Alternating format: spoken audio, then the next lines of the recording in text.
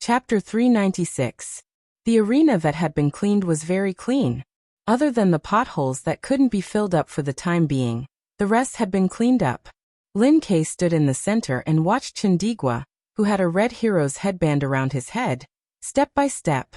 He was the second leading member of the Martial Arts Club of Capital College, and a direct beneficiary of Run Li and Peng Liyun's entry into the University Martial Arts Circle. Originally, he was just a little talented and thought that he would not waste his life if he could enter the dance stage in 4 years of college. Plus, he was sure that he would get a diploma and live a good life even if he did not join the professional martial arts circle.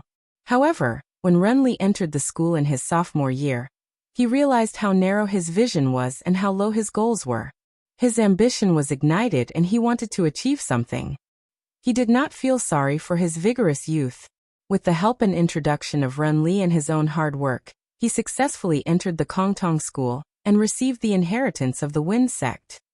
In May of his second year of college, the forces in his body were integrated into one, and the qi was generated from his body. He entered the ranks of the dance stage. In the following 2 years, he steadily improved, and was now a real professional 7th pin in the dance stage, the second strongest in the university martial arts circle. Of course, he also paid a certain price for this. That was he was influenced by Run Li. He would often think about martial arts problems while walking. When he was in the mood, he would find a place with no people and practice for a long time. As a result, he became a road idiot. His road idiocy was completely different from Run Li's. It was not that he could not recognize the road, but that everything around him was strange when he came back to his senses. Once, the president and the vice president of the Martial Arts Club of Capital College went missing at the same time. This is not an easy opponent to deal with. Lin Kei thought, bits and pieces of the enemy flashing in his mind. Chindigua got the 7th pin certificate half a year ago. Now he could only be stronger. Chindigua paused and steadied himself. He got into a fighting stance and stretched out his right palm, making a starting gesture. Lin Kei's thoughts returned to normal. All he could see was the enemy in front of him and his every move. He lowered his waist and also got into a fighting stance. The atmosphere suddenly became solemn. In the seating area of Songqing University Martial Arts Club, Yinjeka put her palms together and put them in front of her mouth. She became nervous again and stopped chatting with her boyfriend. Lu Qing bent forward and put the bottle of sedative and brain-invigorating liquid at his feet. Then he crossed his arms in front of his chest and stared at the ring without blinking. He had barely completed his goal. Whether he was a dragon or a worm would depend on his brother-in-law's performance. Run Li should be able to break through to the inhuman stage in the second half of the year and become a high-ranked dance stage expert. Peng Liyun will only be faster. Maybe he has already opened the door and is just waiting for a long time to pass. As for myself, I can only say that my overall combat strength is at the top of the 6th pin, but my body's internal training realm has not yet reached this level. Dan Qi was the crossing of a large realm, while Inhuman was the advancement of a small realm. In essence, the former obviously brought more changes to a martial artist. However, judging from the performance effects, breaking through to Inhuman obviously brought more improvement to one's strength than stepping into the Dan stage. Why is this happening? Because the higher the level of martial arts, the stronger the accumulated power. Even if it was only a relative small improvement, the absolute amount of power obtained would be very terrifying. Just as everyone was holding their breath again, the referee raised his right hand and waved it down directly and forcefully. Start. Lin Kei's body suddenly stopped shaking. He condensed his breath and then immediately exploded, rushing to his feet. His leg muscles thickened and his knee joint straightened. He rushed out with a crack, moving 7 or 8 meters in one leap, as fast as a shooting star. As a modern martial artist, Chindigua had already watched countless of Lin Kei's fighting videos. He was deeply impressed by Lin Kei's opening attack and was prepared for it. Bang! He raised his right leg, swung his ankle rapidly in the air, and kicked out a crescent-like strong wind in the opposite direction, going straight to Lin Kei's eyes. This was a kind of cold blade, but his realm and strength were not as good as Run Li's, so he could not create such a sharp and terrible wind blade. He could only attack the weak points and try to interfere with his opponent's vision. Moreover, Lin Kei's forward movement was so fast that the combination of the two would produce a better impact effect. Maybe it could press the capillaries, lens and optic nerves of his eyeballs, making him temporarily blind. Whoosh! The crescent-like strong wind whistled and rushed. Lin Kei suddenly raised his left hand in front of his chest to block in front of his face. His flying posture did not slow down and forcibly broke through the cold blade. Chundigwa did not expect to be able to block a strong opponent only with the blade kick. After his right leg kicked out the strong wind, he quickly returned to his original point, cooperating with the contraction of his chi and blood, strength and spirit. Boom! His Dan chi erupted like a volcano. He took a step forward and took the initiative to meet the attack. His left arm was extremely heavy, as if it was supported by thousands of pounds. At the same time, Lin Kei suddenly stopped. His muscles trembled and his fascia jumped, transforming the kinetic energy of the high-speed forward movement into the power of the blast of his right hand. Boom! Lin Kei's fist was like a bomb from the barrel of a cannon, hitting the front and exploding the airflow, rolling out shockwaves that were enough to cause internal injuries to ordinary people. Bang! Chundigwa's left arm, which had been dragged behind, was ready to be pulled out. Like a steel whip, he fiercely swung it at Lin Kei's meteor blast, not even half a step back. Moreover, the strong wind brought about by his whip blew towards the ground, and actually created a muffled sound of collision. It was enough to show how terrifying its might was. If it was the arena before it was cleaned up, it would definitely cause debris to fly up and dust to scatter. Flying sand and rolling stones in a fight between masters was definitely not a myth or legend. Bang! The whip hit the airflow and burst it. Chundigwa's body swayed backward, and he took the opportunity to lift his leg and pull it forward diagonally. He knew very well that Lin Kei was good at using meteor blast followed by earth crack to launch a series of attacks, so he simply performed the unique leg movement of the wind sect, tornado, to attack first and avoid the attack. Bang! Bang! Bang! He pulled out his two legs continuously, and the strong wind from each attack was integrated into the following attacks, lifting his body half up, as if he was flying. Seeing this, Lin Kei arched his body, lowered his center of gravity, and pulled his arms apart. Relying on the stretching and retracting of his fascia and the shaking of his joints, he madly threw out many punches, as if he had grown many arms. The 113th move of the fighting sect. 8 arms divine fist. Bang! Bang! His shoulders exploded, and his arms moved quickly, aiming at the opponent's instep, and blasted out a meteor force. Bang! Chundigwa seemed to have stepped on a landmine. Numbness and trembling jumped up from his feet. For a moment he felt that his right leg was no longer made of flesh and blood, and had lost connection with his body. His body swayed backward, and his chi and blood fluctuated. He slightly recovered on his tiptoes and resisted the urge to immediately use force concentration to eliminate the influence. Instead, he visualized the whistling wind that filled the sky, and used it to control his muscles, fascia, and internal organs. Through their changes and cooperation, he created waves of special waves that filled his whole body. The storm force of the wind sect. He was very clear that if his chi and blood flowed back, Lin Kei would seize the opportunity to perform the ground cracking and completely lose his balance. Then he would be caught by the follow-up death sentence. Therefore, he had to find another way to deal with it. Bang! Chundigwa's body seemed to be filled with chi and became light and weightless. While Lin Kei gathered and released his chi and blood, he stamped his right foot down and plowed with force. Bang! The arena shook violently, as if a volcano had come to life inside. The ground under Chundigwa's feet cracked, spewing out waves of chi and gravel. However, he was like a kite, swinging backward with the rapid shaking and upward surge. Lin Kei's eyes were still indifferent. Seeing this, he raised his arm, made a gesture and shouted quickly in a low voice. Okay. His body moved like lightning, and in a flash he was in front of Chundigwa. Chundigwa swayed and then used force concentration to stabilize his chi and blood flowed back.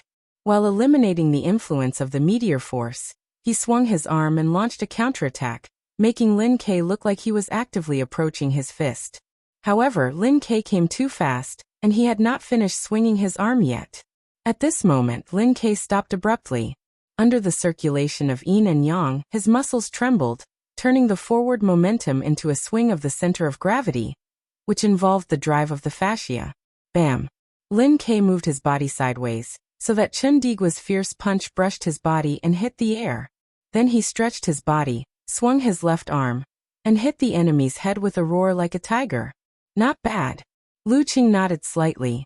Since the beginning of the battle, Lu Qing seemed to be very anxious and fierce, but in fact, he was not as reckless as he looked. Now he finally seized the opportunity. Chapter 397. Chen Digua knew he was in trouble when he missed his target. He immediately leaned back and lifted his right arm up like a seesaw, narrowly blocking Lin Ke's left fist. Bang! His hastily parried arm was hit and bounced off. Lin Ke used the combination of the 24 blizzard strikes and the yin-yang twist to swing his left arm and step out diagonally with his right foot. At the same time, he straightened his body and sent out his right fist towards his opponent's chest and abdomen without leaving any gap. Before Chen Digua entered the Kongtong school, he had already made a name for himself as one of the top professional ninth pin fighters. What he practiced was the Tai Chi hammering method, which was passed down in his family. At this critical moment, he straightened his back with the help of the momentum of his right arm, and threw his left fist in front of him. Bang! With a muffled thud, he hastily blocked and retreated before he could stabilize himself. However, once Lin Ke's mega avalanche was launched, it would not be so simple. He retracted his fist and tightened his leg. With a spring of his knee, he launched a low kick with the tip of his foot. It was smooth and ferocious, not giving his opponent a chance to use force concentration. It seemed that he wanted to use this body-refining kung fu to directly kill his opponent. Amidst the continuous explosions, Chen Digua barely managed to fend off the storm-like attacks, and gradually began to feel suffocated. He knew he couldn't go on like this. If Lin Ke kept winning, it wouldn't take much energy for him to defeat him. Bang! Chen Digua hurriedly raised his left arm and blocked Lin Ke's blast punch with iron chain crossing the river. While his body was swaying, he suddenly shook his right wrist at a high speed. With the infusion of storm force, he shook out a crescent-shaped strong wind and directly attacked his opponent's eyes. Wrist sword, the exclusive move of the Chens. Chen Digua was just an ordinary disciple in the Kongtong school. He was not a core disciple, so the storm force he was taught was not a top-secret skill of the Wind sect. Unlike Lu Cheng's frost force, it could not be promoted to a core force. Driven by it, the power of Cold Blade was not as good as Run Li's when she was at the same level. Chen Digua accepted the fact, but he didn't want to accept the result. He thought hard every day and practiced from time to time. Under Run Li's guidance and the reference of many materials, he modified the skills of Cold Blade to suit himself better and created the wrist sword. In terms of effect, it didn't improve, but it was faster and more subtle. It had become one of Chen Digua's trump cards. Its biggest use was to break combos and disrupt the rhythm. Of course, he had the time to think about these things because his strength improved slowly. Unlike Lu Cheng and Lin Ke who improved rapidly, he had too many things to learn and master. He didn't have the time to think about these things. Woo! As soon as the wrist sword was drawn, Lin Ke felt a sharp pain in his eyes as he sensed danger approaching. This wouldn't hurt him, but it was enough to suppress his eyes and cause a temporary negative effect. It was like being slapped in the eyes by a child. He was in an attacking position and had no time to parry. He immediately lowered his center of gravity and buried his head. "I just want you to slow down." Chen Digua swung the wrist sword and withdrew his chi and blood without hesitation. Taking advantage of the pause of the mega avalanche, he exploded his dantian force, swelled his left arm, and fiercely punched out. He changed from defense to offense and launched a counterattack. Lin Ke was also a seasoned fighter. He knew that if he hastily dodged the wrist sword, he would be attacked continuously. He lowered his center of gravity and withdrew his chi and blood as well as his force. Now that the meteor was falling to the ground and the volcano was erupting, he threw out a punch and collided with Chen Digua's attack head-on. Bam! Their fists bulged with small muscles and bulged with blue and black veins. They seemed to be stuck together in the air and were frozen in place. After a moment, a strong wind blew, blowing away the debris they stepped on. In the spreading airwaves, they both staggered backward and bounced their arms back. At this moment, Chundigwa made another Dan concentration and kicked out his right leg with the ferocious momentum of double explosion. He had thought it through. Since he had found an opportunity with the wrist sword, he had to make a series of explosions and force Lin Ke to do the same. In this way, even if he lost to Lin Ke in the end, he would almost exhaust Lin Ke's physical strength, which would give Xiaochan, who would be the last to fight, a good victory. From the previous matches, it could be seen that Lin Ke improved very fast. In his peak state, he could probably make 7 or 8 explosions. With the top inheritance of the fighting sect, it was absolutely right to say that he was a strong 7th pin fighter. However, Chundigwa was not weak either. Although the force he had been taught was not the best and the moves of the Wind sect were not many, he could also make 7 or 8 explosions as a senior 7th pin fighter. At close range, he was facing consecutive explosions from an opponent of the same level. With these two conditions added together, Lin Ke naturally couldn't take it lightly. He could only follow suit and retract his chi and force to deal with the rebound from the collision just now. He quickly pulled back his leg and blocked the enemy's kick with a bang, setting off a violent wind. Bam! Bam! Without any hesitation, Chundigwa made triple explosion, quadruple explosion, elbow strike and knee strike. Without any pause, he continued to attack. Bam! Bam! Lin Ke firmly resisted and integrated 24 blizzard strikes and yin-yang twist into the consecutive explosions of the Dan stage. Every move he made was more and more powerful. Chundigwa knew that Lin Ke was good at leveraging his opponent's strength, but he didn't expect that Lin Ke could do it so well. After the quadruple explosion, Chundigwa was horrified to find that he couldn't suppress his opponent anymore. Bam! Lin Ke gathered all his senses into his lower abdomen. Using the force of the explosion, he stretched his body and punched out with his fist like he was holding a giant hammer. Chundigwa gritted his teeth and withdrew his chi and blood. He made 5 explosions in a row and moved his left arm upward. He had to do so, or he would be beaten to a pulp immediately. The situation he had worked so hard to avoid had become a trap to restrain himself. Bam! Bam! Bam! Bam! Chundigwa felt that his opponent's strength was so great that he could not resist it anymore. He could not help but retreat quickly. Lin Ke's eyes were deep. He did not hesitate to withdraw his chi and strength, which immediately burst out and thickened his legs. He stamped his right foot at the right time and plowed the ground. He used the unique skill of the fighting sect, ground cracking, before his opponent could use storm force. 6 consecutive explosions. Boom! The arena where Chundigwa's feet landed suddenly shook and a crack appeared. The force made him lose his center of gravity and temporarily lose his balance. Lin Ke straightened his knees, and with the rebounding force of his stomp, he pounced forward and was in front of Chundigwa. He hurriedly stretched out his right palm, opened his fingers, and tried to grab Chundigwa's shoulder to complete the death sentence combo.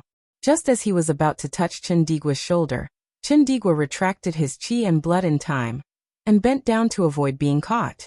Then he expanded his Dan force, and was about to shake his arm to catch his enemy. The 14th move of the Wind sect, Coil. But how could Lin Ke's death sentence be so simple? Failing to catch Chundigwa, Lin Ke immediately stepped forward and squatted down, bending his arm so that his elbow directly blocked Chundigwa's counterattack arm. His position was precisely the key point of the force. He neutralized the explosion of the Dan stage with a normal move. Then Lin Ke turned sideways and crashed into Chundigwa like a meteorite falling to the ground. Here the death sentence was no longer a closing move, but a connecting move in the middle. Bang! Chundigwa barely blocked it with his arms and continued to retreat. Lin Ke slid forward and reached out his right arm again. It was the death sentence again. Seeing that his opponent's 5 fingers had fallen on his shoulder, Chundigwa took a deep breath and visualized the roaring wind between heaven and earth.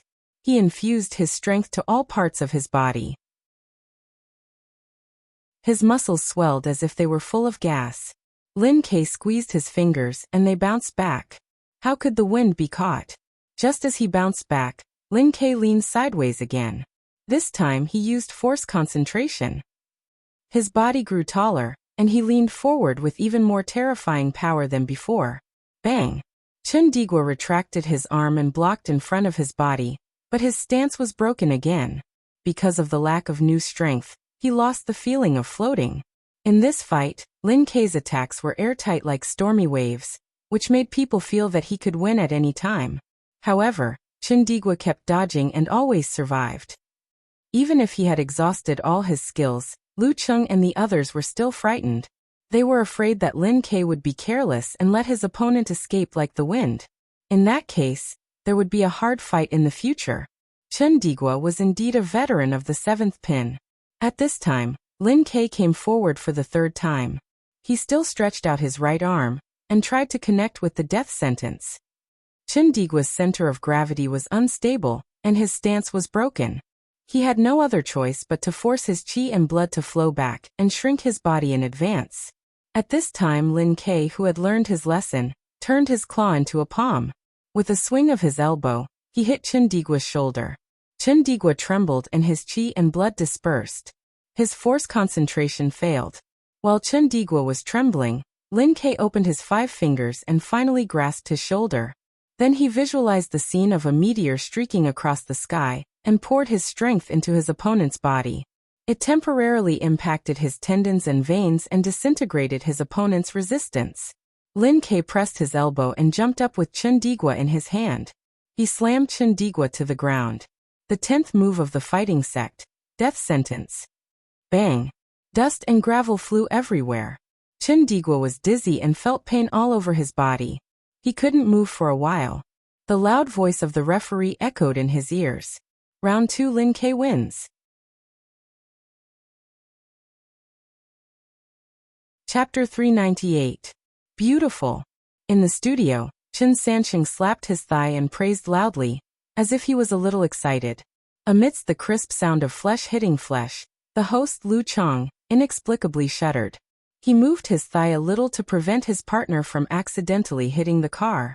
Then he chuckled and said, "It's indeed not bad. Student Sanqing, can you hurry up and tell everyone what is beautiful?" Timing, rhythm, connection. Everything is beautiful. Lin Kei's dead end has reached a higher level, Chen Sanqing said with great praise. Let me give you an example. When Lin Kei really caught Chundigwa, he grasped the timing very well. If he instantly turned his claws into palms to slap his opponent, Chundigwa could take the opportunity to lower his shoulders and use force concentration to completely neutralize Lin Kei's attack. If Lin Kei was a little late, Chundigwa's force concentration would have been completed and his qi, blood, and force would have started to shrink. Then Lin Kei's slap would have hit the air, which wouldn't have produced a good effect. So, it's not too early or too late. Lu Cheng echoed in a rhetorical way. Chen Sanqing nodded and said, "Yes, this is the essence of the death tribulation. Once you are trapped in the tribulation, you will always be interrupted by Lin Kei's well-connected and well-timed combo attacks. You will never be able to break free, and will only be able to cope with them. You can see this from the fact that the 10th move of the fighting sect is not the simplified physical invulnerability, but the death tribulation." Good. Lu Cheng praised twice and then asked, "Sanqing, how much strength do you think Lin Kei has left? Can he defeat Jiang Kongchan, who is the last fighter in the capital?" "It's hard to say." Chen Sanqing shook his head and smiled. "It's not that I don't dare to judge or predict. Anyway, since I've been a guest commentator, I'm used to it. It's just that I really can't make a prediction, because neither Lin Kei nor Jiang Kongchan has shown their full strength in the past 2 months. That's right. Lin Kei won the previous few matches with ease, and Jiang Kongchan didn't fight much." Lu Cheng nodded slightly. But now Lin Kei seems to have consumed a lot of energy. The director switched the screen to the scene and showed Lin Kei in the arena. He was sweating profusely and his hair was half wet. He was panting and adjusting his qi circulation. Jiang Kongchan is no match for Jiang Kongchan. Yes, Chundigwa is not easy to deal with. He is the second most powerful of all the second generals.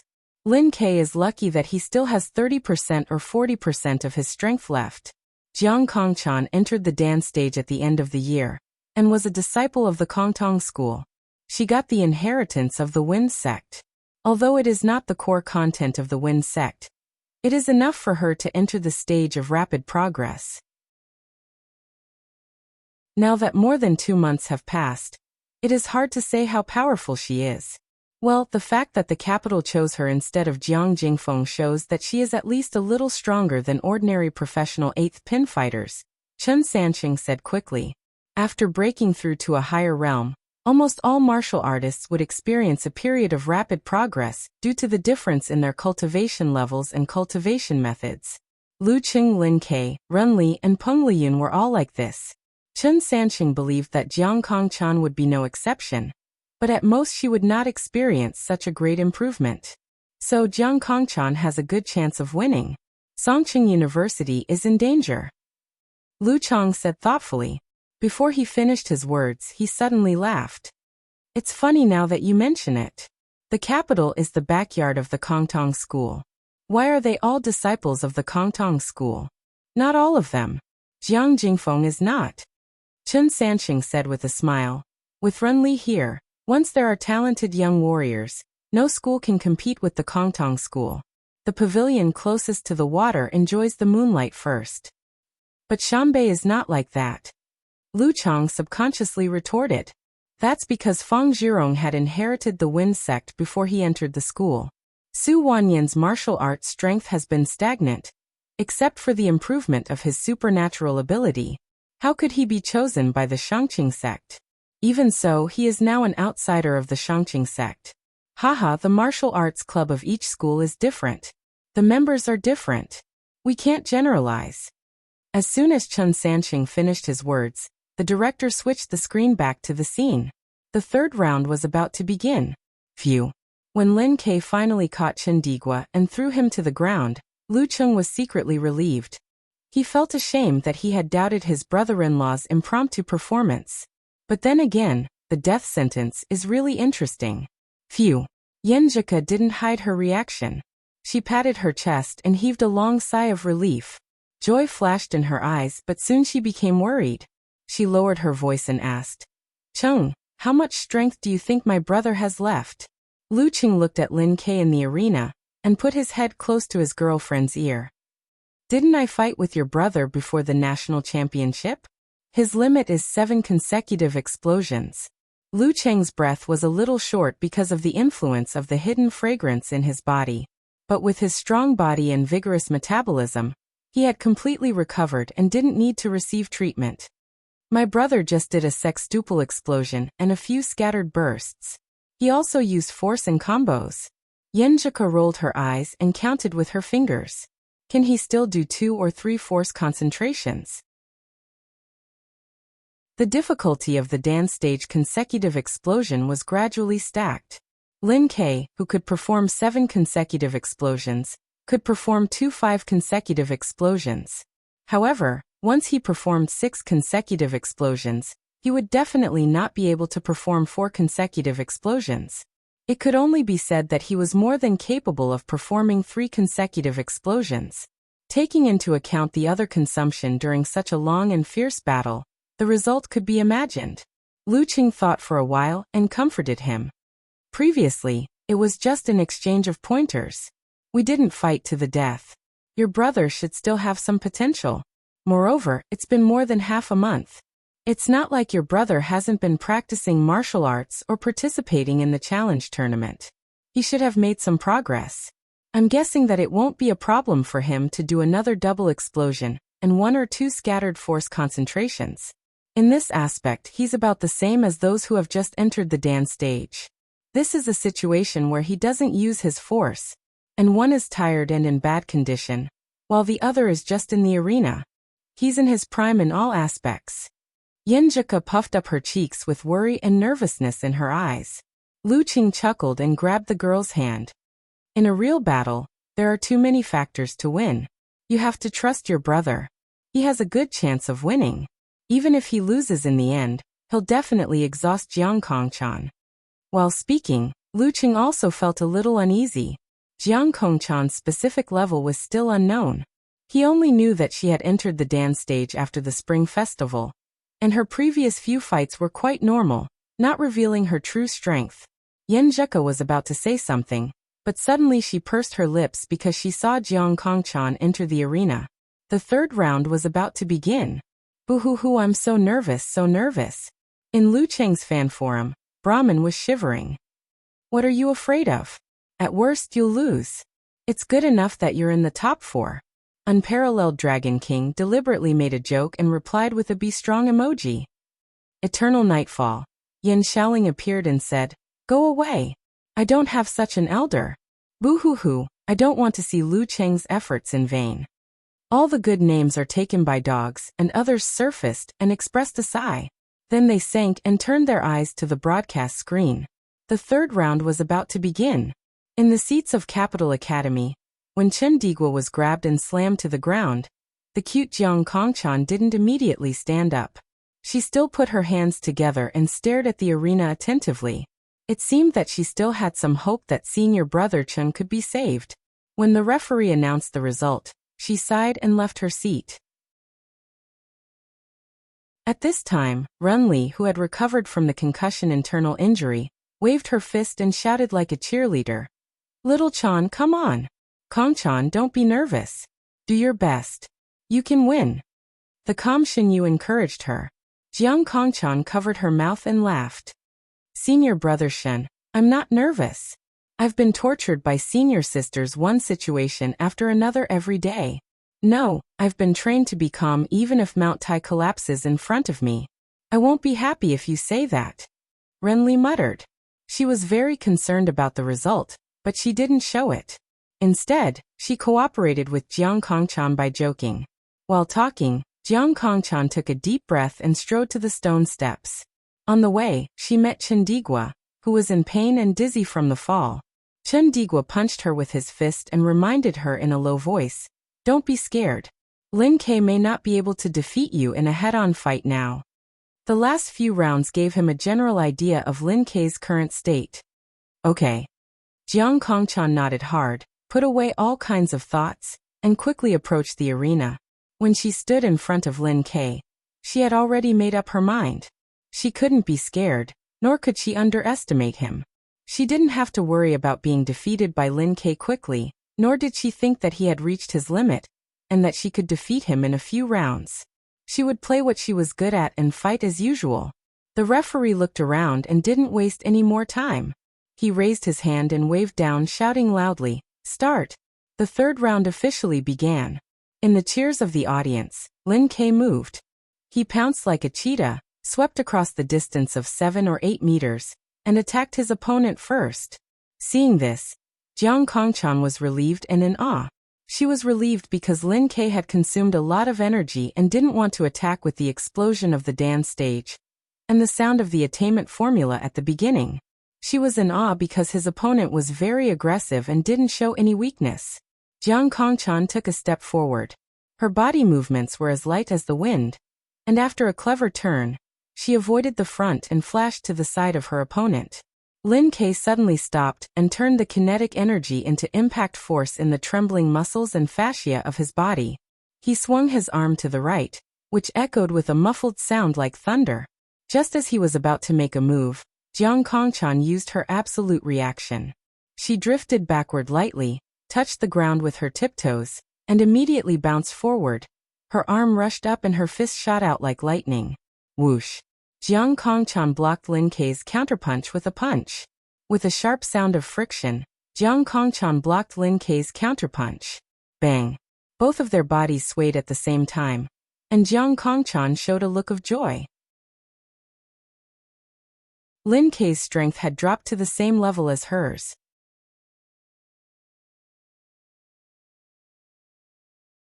Chapter 399. Although the strength of the two sides was still at the same level, one of them was exhausted after a long battle, and was deteriorating faster and faster, while the other had just entered the arena, and was in peak physical condition, which could be maintained for a while. It was obvious who had the upper hand and who was in a difficult situation. With this thought in mind, Jiang Kongchan's courage was boosted. Her momentum soared in an instant, and she gained the upper hand in this subtle confrontation. Just as her right fist returned to its original position, A burst of energy burst out from her left shoulder. She thrust her arm, forearm, and wrist forward one after another and straightened up like a big spear. With a bang, her fist shot toward the enemy's side, aiming straight for his temple. Lin Kei's counterpunch was blocked, so he immediately pulled back his right foot and turned his body so that his face was facing Jiang Kongchan. Then he raised his left arm in front of his chest and hit his opponent's fist in a semi-defensive manner. At this moment, Jiang Kongchan stepped to the left and flashed to the enemy's side again. Then she forcibly changed the direction of her left fist and made it deviate from its original trajectory, but the target was still the same. At this moment, the strength of her fist had been exhausted. She suddenly drove her joints, stretched her fascia, and flicked her 5 fingers toward Lin Kei's temple with abrupt force. This was the dance stage version of Wuthering 8 movements, which combined the 8 movements and gave rise to many changes. The most prominent feature was called wind generated by footsteps. This wasn't to describe the swiftness and agility of the body movements of this martial art. Instead, it meant that the core of the fighting style was under the feet, in the footwork so as to command the body. Then, the body would pull and change the direction of the fist and palm, making the attack unpredictable and rather restrain the absolute reaction. Even if a dance stage martial artist could detect the sudden change of target within a short distance, he wouldn't be able to make a good response in time. Although Jiang Kongchan had confirmed Lin Kei's exhaustion and boosted her confidence, she was never one to get carried away easily. She still remembered her opponent's true strength and knew that he still had the strength to launch 1, 2, or even 3 attacks. Therefore, she decided to use the dance stage version of the Wuthering 8 movements to fight. She planned to use the dangerous guerrilla warfare to gradually wear down her opponent and wear him down. This fighting style was called Thorns and Gentleness, and Needles Hidden in Cotton. Pa. When Jiang Kongchan flicked her 5 fingers, Lin Kei felt a sharp pain in his temples and subconsciously tilted his head to the other side to avoid the attack. Then he lifted his shoulder and swung his elbow, turning his right palm into a knife and poked his opponent's pulse with the tip. Jiang Kongchan immediately retracted her left arm, arched her body slightly, and stepped forward with her right foot, aiming at the enemy's ankle joint. At the same time, she hit her right fist at her waist and threw it out quietly like a chilly wind, aiming at her opponent's waist. Her attack was so smooth that it was like the continuous sound of wind in the wilderness. Moreover, her killing moves were hidden and deadly. Lin Kei took a deep breath, shifted his center of gravity to the left, and moved his body horizontally, just in time to avoid the girl's consecutive attacks. As soon as the tip of his foot touched the ground, he immediately exerted his strength and turned his body into a falling meteorite, fiercely crashing into his opponent. However, Jiang Kongchan had long since missed her target. She tapped her right foot on the ground and nimbly dodged to the side. She was still using the dance stage version of the Wuthering 8 movements. Not bad. In the live broadcast room, Chen Sanqing praised. She really has the charm of the wind. She can make such an effect out of a wind-sect kung fu that is not very powerful. In the past 5 years, only Run Li is stronger than her at the same level and stage. This was not referring to her strength, but to her mastery of the essence of martial arts. That's right. I still remember when Run Li had just reached rank 8. When the weak challenged the strong, her figure was really like the wind, whistling continuously and unpredictable. The host Lu Chang echoed. This was the way to fight the weak against the strong. In the previous battle, Run Li had regarded him as an equal opponent, so she didn't use this method. Instead, she seized the initiative to seize the initiative and gain the upper hand. While the host and the guest commentator were talking, Jiang Kongchan and Lin Kei had already exchanged many moves, and the sound of clapping could be heard constantly. No, Lin Kei can't go on like this. Chen Sanqing smacked his lips. Whether he just wanted to show his weakness to lure Jiang Kongchan into making a mistake or not, he has to change his way of fighting now. If it goes on like this, Jiang Kongchan will only tire him out. The girl with the round face was indeed cautious and patient, and she didn't show any sign of fear. Before his voice had died away, Jiang Kongchan slid to the back of Lin Kei and shook her right arm, which turned into a big spear. She tore through the air and pointed it at the back of Lin Kei's head. However, Lin Ke didn't respond according to the normal way. He just lowered his head and stepped forward with his left foot. An opportunity. As a martial artist, how could she let go of such a flaw? Jiang Kongchan instinctively shook her shoulder and turned the spear poke into a hammer strike. She swung her arm down at the back of Lin Ke's neck. Lin Ke's posture was so perfect that he couldn't hold it in any longer and had to give him a punch. At this moment, Lin Ke suddenly withdrew his qi, blood, strength, spirit, and other senses along with the movement of stepping forward. His whole body suddenly became empty, following which his dantian exploded and rushed to his neck. In an instant, it swelled up and became extremely terrifying. It was as if a serpent had turned into a dragon. Puff. Jiang Kongchan's hammer strike seemed to hit a rubber ball full of water, and she couldn't find a way to penetrate it. At this moment, Lin Ke suddenly raised his head, straightened his neck, and shook off Jiang Kongchan's fist, which prevented her from continuing her attack. At the same time, his body trembled, and he channeled all the strength he had and borrowed into his right foot. Then he suddenly stomped backward and plowed the ground. The 16th move of the fighting sect, earth-splitting. Clang. Jiang Kongchan, who hadn't had time to swim away, shook violently under her feet. A crack expanded in all directions and a majestic force gushed out, which made her unable to stabilize her body and was about to fall backward. Damn. Jiang Kongchan didn't dare to hide her strength anymore. She immediately withdrew her qi and blood to maintain her center of gravity, and then she swelled her muscles and threw a blast punch forward, which made a roaring sound. At this critical moment, she didn't defend herself and counterattacked. After Lin Ke's successful attack, he immediately took advantage of the rebound force under his feet, turned around fiercely, and swung his right arm. Bang! A muffled explosion echoed around. Although Lin Ke had borrowed strength, he still couldn't bear the power of Jiang Kongchan's dance stage explosion. His body swayed backward, as if he was about to retreat. But at this time, his muscles and fascia trembled again, and he immediately withdrew his qi, blood, and spirit to connect the force concentration with the yin-yang twist technique. Boom. He took half a step forward, swung his arm quickly, and hit his opponent in the explosion of qi. Wait a little longer. Let's waste one more time of Lin Ke's dance stage explosion. Thinking quickly, Jiang Kongchan had no other choice but to do the force concentration and drive her left fist with the double explosion. Bang! The sound of the collision was loud. Jiang Kongchan was slightly inferior to Lin Ke, who had borrowed strength, so she took a step back and bounced back a few meters. Of course, Lin Ke wouldn't let go of this opportunity.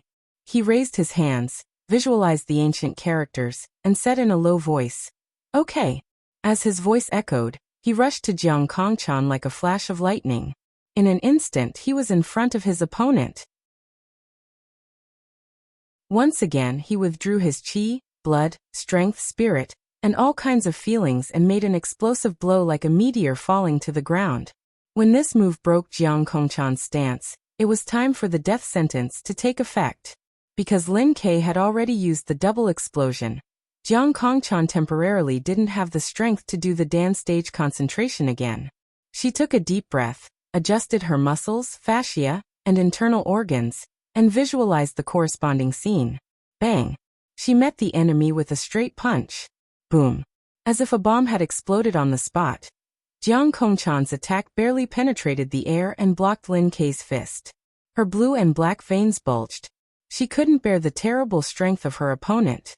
Her arms bounced off and her body swayed. She lost her stance and stumbled back a few steps. Lin Ke was about to slide forward and reach out his right palm to connect with the death sentence, but suddenly he felt his body was weak and his breath was short. This is the plague sect force? Has she mastered the force? Moreover, Jiang Kongchan had just entered the dance stage 2 months ago, and didn't have any supernatural ability. Even if she could master the force, she wouldn't have time to master more than one force. In other words, she didn't major in the wind sect and minor in the plague sect. Instead, her major in the plague sect and minor in the wind sect. Lin Ke's pupils constricted. He felt his body was weak and couldn't move forward for a short time. With his physical quality, even at the beginning of the battle, he wouldn't be completely weak after being hit by the plague sect force, let alone when he was in his best condition. He could easily solve it with a force concentration. But now he had made 3 dance stage outbursts. Although they weren't consecutive, he was close to his limit. Naturally, he couldn't bear such a degree of erosion. If it were pain or trauma, he could bear it.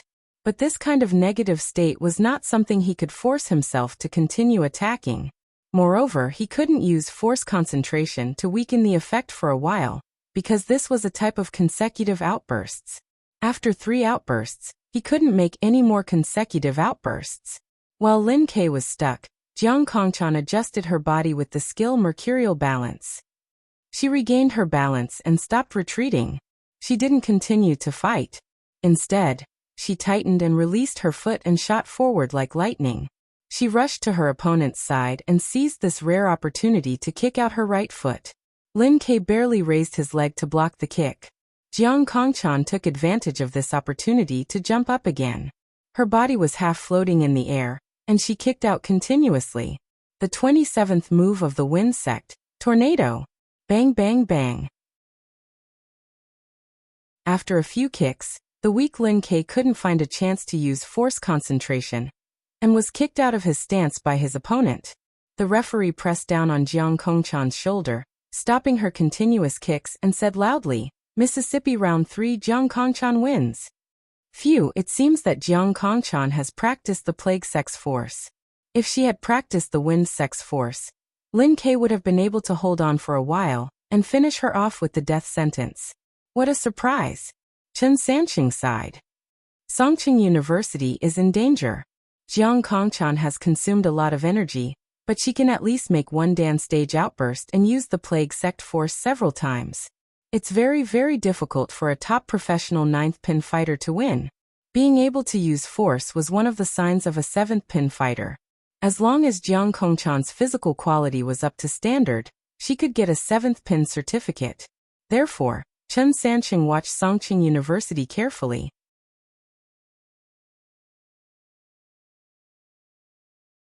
Chapter 400.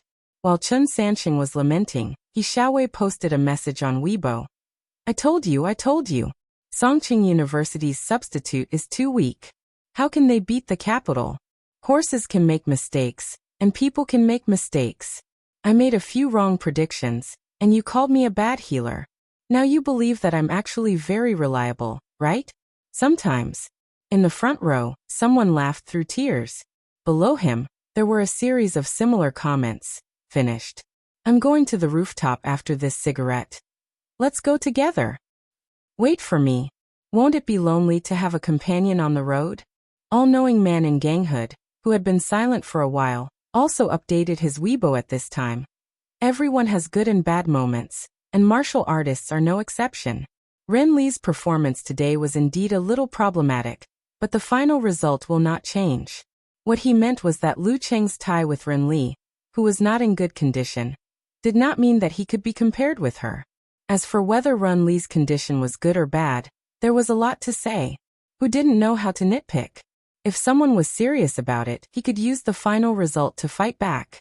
No one scolded him for being shameless under this Weibo, because Yan Xiaoling and the others were worried about the 4th and final match in the fan forum. 555, are we really going to lose? Brahmin sent an emoji of drawing circles in the corner. I don't know. Eternal Nightfall sent an emoji of tears. I'm going to make a wish. If we can beat the capital today, I'll insist on waking up early for 1 month. Hey, did you skip all the classes in the morning? Unparalleled Dragon King asked in surprise. Yan Xiaoling sent an emoji of a tired smile. We chose the classes on our own. Thank you. Except for the martial arts class. The first class in the morning was moved to the afternoon or evening. But that's not the point. The point is that you have to make a wish with me and pray that we can beat the capital. Why bother? It's normal to lose to the capital. It's normal to win or lose in a match like this. Road to the Arena interrupted. As a martial artist who practiced Wuthering 8 movements, he had always considered himself half an outer sect disciple of Kongtong school. When watching today's match, it was obvious which side he supported. No.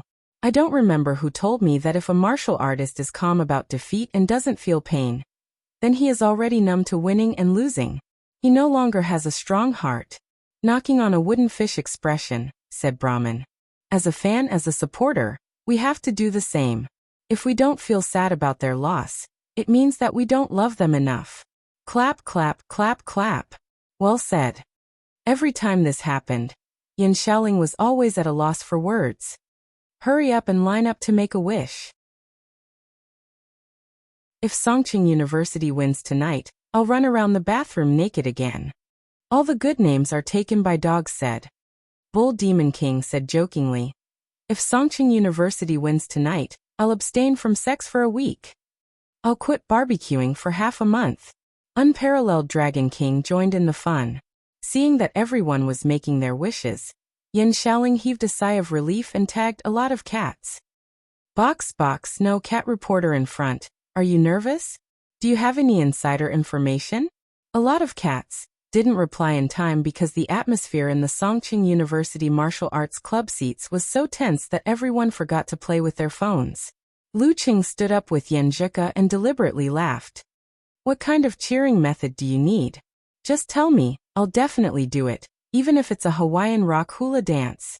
He was trying to relieve his girlfriend's nervousness and stress with this kind of gag. Yan Zhika laughed in a nasal voice and took a deep breath to encourage herself. If I win, you have to massage me until I fall asleep tonight. No touching or taking advantage of me. Okay, no problem. Good luck. Seize the opportunity and you'll have a chance to win. Lu Qing answered without hesitation and reached out his hand to give the girl a handshake. Okay. Yan Zhika nodded hard. She didn't waste any more time and didn't high-five Li Mao, Kai Zhongming, and the others one by one. She just turned sideways and waved her fist at them. Yan Zhika stepped forward and walked towards the stone stairs to welcome Lin Kei, who was coming back. In the Capital College Martial Arts Club seats, Chindigua exhaled like a bellows inside. It's not easy. If Xiaochan hadn't practiced the plague sect force, she would have lost to Lin Kei and her last year of college martial arts career would have ended with regret. Fortunately, Kongchan can't be careless. Xinyu, who was next to Chindigua, stood in front of the seat with her arms crossed, and said to herself worriedly, Xiaochan is always cautious. Renli drank the kanjiuan, and soup which was used to regulate the internal organs, and focused her beautiful eyes on the arena. Hearing this, Chindigua nodded in agreement. Yes. Although Xiaochan likes to act cute and sometimes looks dull, she is very serious and steady in her work. As long as she is not careless, she has a good chance of winning the professional 9th pin. Well, you said Xiaochan is dull. Renli remembered the key point and kept her eyes on the arena. When Yan Zhika got into the arena quickly, the main force and substitutes of the Capital College Martial Arts Club suddenly quieted down and seemed to have lost the ability to speak. This round would decide who would stay and who would leave, who would laugh and who would cry. In the stands, the audience was happy, sad, and emotional. Their cheers had weakened a lot. Ding Yisun, a double fan, was so nervous that she didn't dare to look at the arena anymore. She shrank to Qiu Hailin's side and buried her head in her shoulder. Is it necessary? Qiu Hailin asked with amusement. When she spoke, her heart was beating fast. She couldn't tell whether she was nervous about her alma mater or her classmates. Yes. When I think about it, I think about how the loser will have to bid farewell to this place with regret. No matter how much effort I put in, how much sweat I put in, how much youth I had, I feel so sad and nervous. This is too cruel, too cruel. Ding Yisun spoke eloquently. She was a student of the Chinese department of Capital College. A hipster's heart. Du Yi hit the nail on the head. There was fear in her eyes, as if she couldn't bear to see the final sadness. In the live broadcast room, the host Lu Chang, who had watched the stands and the seats of the martial arts club, sighed and said, "This is the cruelty of the knockout game. There can only be one winner. The loser has to leave and come back next year. Maybe they will miss it forever. Maybe they will regret it forever." Chun Sanqing echoed emotionally. Lu Chang wanted to create suspense, so he asked, "Sanqing, do you really think Songqing University has no hope?" "Not really. There is still hope, but it's not that big. It depends on the performance of both sides." Chun Sanqing thought for a while and said, To be honest, Jiang Kongchan has consumed a lot of energy. The force of the plague sect can only be exerted when it hits the target. Besides, after Lin Kei's meteor blast, there may still be some shock left. If Lu Cheng or Lin Kei before the dance stage fought against her now, they would have a good chance to win, just like Wei Xingtian and Zhou Zhengquan when they were tired and injured. Unfortunately, Yin Zheka is not them before the dance stage. Before he could finish his words, he stopped abruptly because the director cut the screen to the seats of the martial arts club on both sides. Lu Cheng, Run Li, Lin Kei, Chen Digua, and the others stood up respectively, holding hands with their substitutes, and stood in a row facing the arena. They were cheering for their teammates, showing that no matter whether they won or lost, they would never walk alone. They were also praying to God together. The atmosphere instantly became solemn, and it became even more heavy and tense. Well, let's enjoy the final performance of Songqing University or Capital College in this national competition. The host Lu Chang sighed. At this time, Yin Zheka stood in front of Jiang Kongchan in the arena. She lowered her center of gravity and got into a fighting posture. Jiang Kongchan seized the last moment to do breathing exercises. Her face was slightly pale, and her lips were dark blue. Obviously, the previous fight and the force of the plague sect had put her under a lot of pressure. The referee glanced at the girls on both sides, raised his right hand and shouted loudly, "Start!" The fourth round began. The last round of Songqing University or Capital College began. Jiang Kongchan swung her center of gravity forward and swept toward Yin Zheka. Her steps were light and agile, and she walked like the wind. She wanted to take the initiative to attack and chase her opponent with wind steps. When she found a gap, she would completely suppress her opponent with martial arts such as tornado and create an opportunity for her opponent to take her weakening force head-on. At the same time, she could still perform one force concentration in case of accidents. Yin Zheka didn't stay in the same place like a fool. She retreated to the side like an antelope and then circled around Jiang Kongchan, trying to fight her. One was chasing and the other was dodging. The two figures seemed to be dancing on the arena. Gradually, Jiang Kongchan, who had the upper hand in all aspects, changed her direction continuously with mercurial balance and shortened the distance between them bit by bit. Finally, after a ghostly turn, she locked onto Yin Zheka and approached her opponent. She tightened the muscles of her right leg and was about to kick her. At this moment, her clear eyes reflected the beautiful girl's figure. She raised her hands and formed an extremely familiar hand seal. Oh no! Jiang Kongchan's pupils shrank rapidly. She heard a low but pleasant voice. Army! The army formula of the 9 words formula. Lin Kei had been taught the attainment formula, so how could Yin Zheka not have practiced the 9 words formula?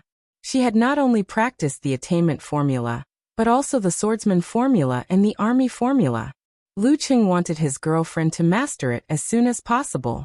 He even asked his master to borrow the original copies of the army formula and the swordsman formula. He didn't use his own inferior copies. Yin Zheka, who hadn't shown much in the previous matches, took the risk to use this move when Jiang Kongchan was close to her. Otherwise, with her willpower and spirit, if she used it from a distance, the powerful enemy would recover quickly, and there would be no chance for her to attack. Army. A cold and sharp mind invaded Jiang Kongchan's mind. She felt like being pointed at by long swords and steel knives. Her mind was on the verge of collapse. She wanted to scream and beg for mercy. Now is the time. Yin Zheka visualized a meteor streaking across the sky in his mind. His temples suddenly bulged, and he swung his right arm quickly, throwing out a punch. The meteor force of the fighting sect. Yes, I can't reach the dance stage, but I can make other things the best of a professional 9th pin. My brother can practice the meteor force before the dance stage. So can I. I haven't wasted any time in all these months. Bang. She threw a punch. A strong wind was blowing. Jiang Kongchan woke up from the shock and hurriedly raised her arms to block. Then she tried to use the force concentration to resolve all the accidents. Boom. She seemed to be hit directly by the impact of the bomb. The remaining shock in her body was stimulated. Her qi and blood were tumbling, her organs were shaking, and her mind was buzzing. Her thought of condensing her force was interrupted. Yinjika shook her left arm and threw it out, stopping in front of Jiang Kongchan's throat. The referee opened his mouth slightly and then raised his right hand. He said loudly, "Round 4 Yinjika wins. The final result is Songqing University Martial Arts Club wins." Yinjika was relieved. If she couldn't win with this combo, she probably couldn't win today. After she was relieved, she was ecstatic. She turned around and waved her fist at her teammates who hadn't reacted yet. "I won." Everyone was silent.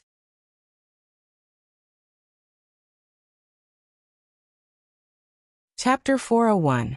Round 4 Yinjika wins.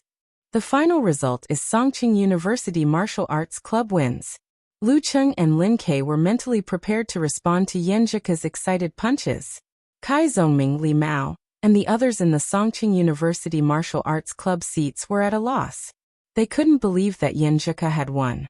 In their minds, even if Yinjika could defeat Jiang Kongchan, it must have been a tough battle.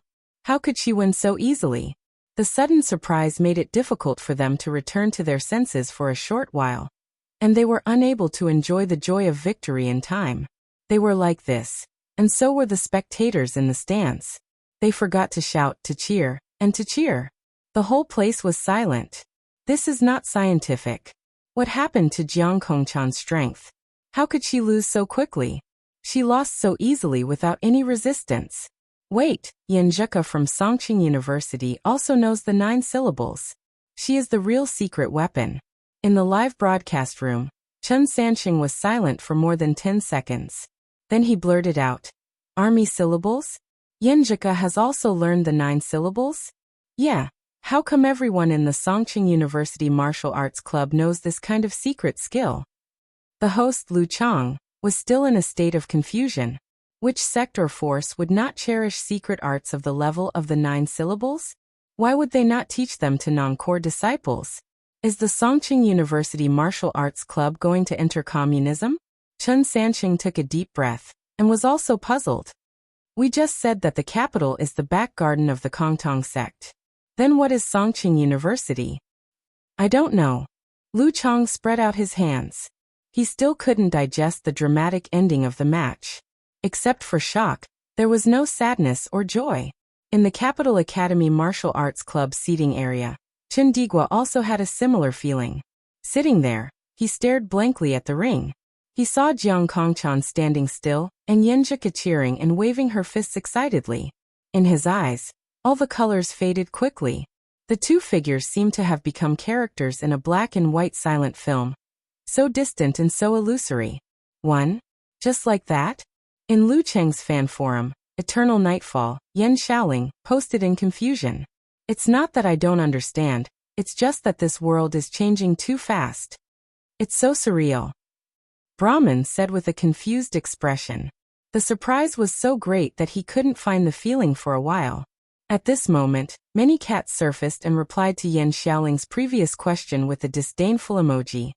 "Do you think I'm nervous?" I almost laughed out loud. After hearing her words, Yan Xiaoling instantly regained her senses and returned to reality. She quickly typed on the keyboard and said, "Ha ha ha ha, I should have thought of this earlier.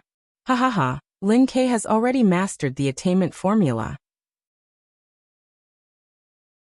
With Senior Yan's relationship with Lu Cheng, how could she not have mastered it? Ha ha ha, I was also stupid. I was nervous for nothing. Ha ha ha, I'm so happy. I'm going to wake up early tomorrow.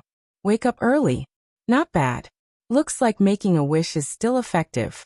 I'll also officially abstain from sex for a week. Oh, my girlfriend went on a business trip yesterday.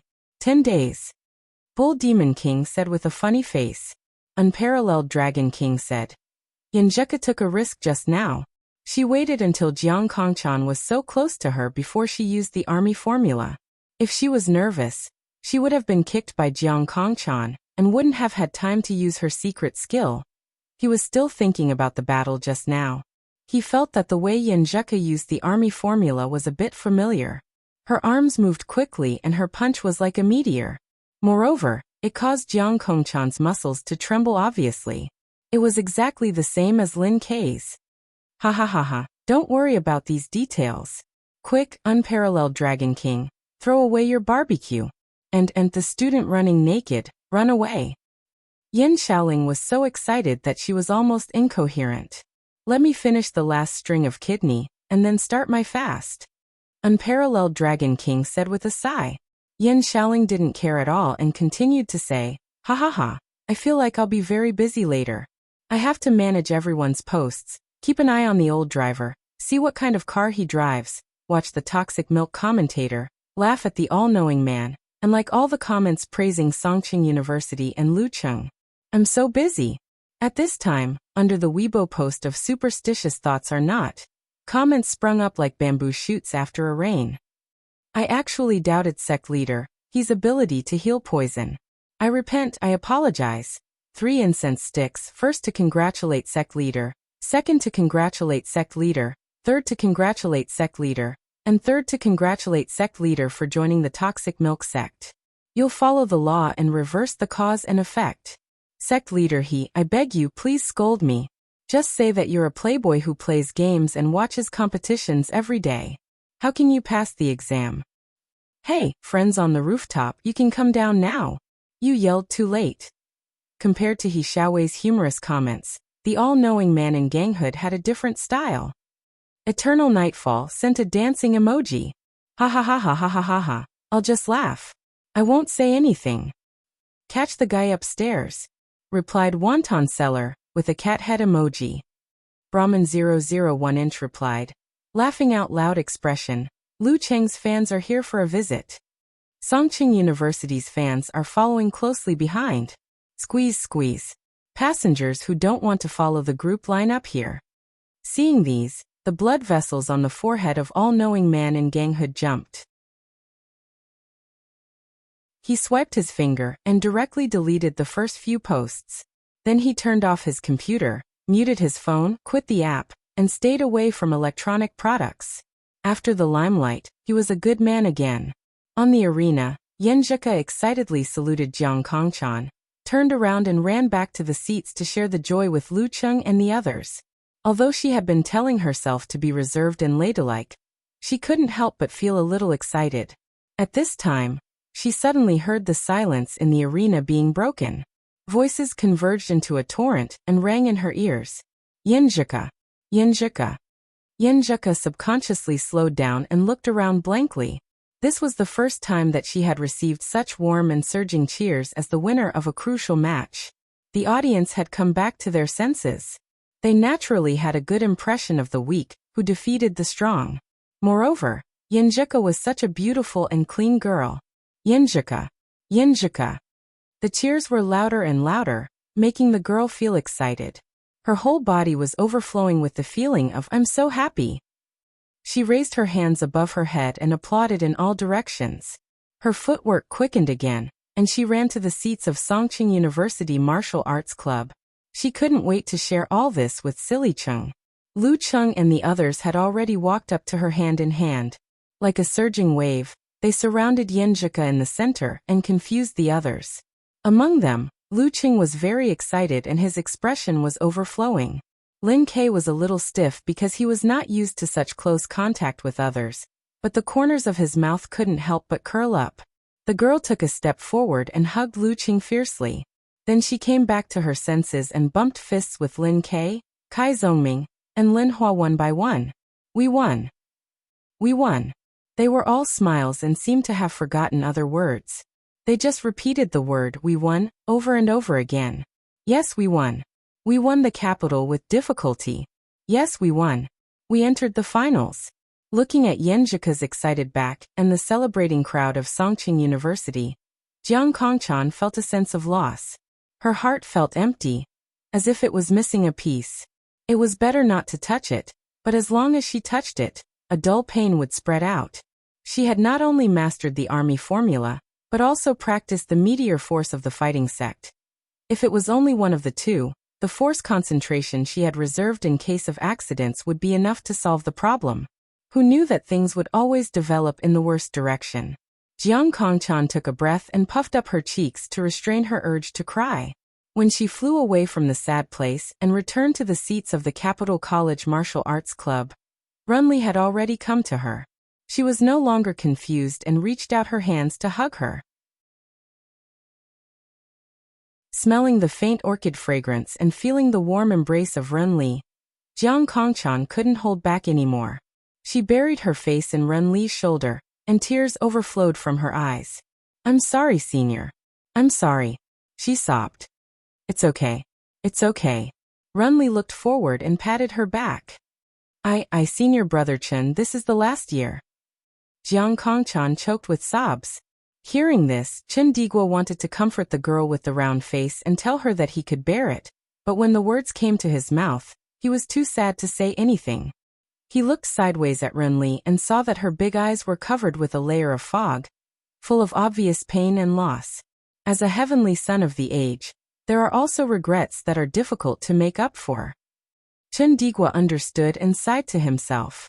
He walked to the stands where the supporters of the Capital College Martial Arts Club were, raised his hands high, and gently clapped as he moved sideways to bid farewell to his teammates. Someone started, and the supporters shouted his name like they always did in the previous competitions. Chen Digua! Chen Digua! The familiar scene and familiar cheers made Chen Digua forget the maxim that men should bleed but not cry. His eyes became wet and his nose seemed to be blocked, but he still insisted on finishing his farewell. "I'm sorry that I couldn't bring you a champion. I'm sorry that I can't fight for this championship anymore." Looking at his regretful back, Ding Yisan cried very sadly. She shouted with the audience around her, Chen Digua! Chen Digua!" Beside her, Chiu Hailin Du Yi, and the others were also inexplicably sad and cried. Maybe they were just there to join in the fun, but the sadness and tears were unforgettable. Goodbye, Capital. Goodbye, Chen Digua. In a dimly lit locker room, the closed door was suddenly opened. A young man who looked like a student shouted before he entered. Songqing University won. Songqing University entered the final competition. Following his words, the dazzling light outside shone in, and the whole room became bright. A clean and refreshing young man woke up from his state of mind. Songqing University, he whispered to himself.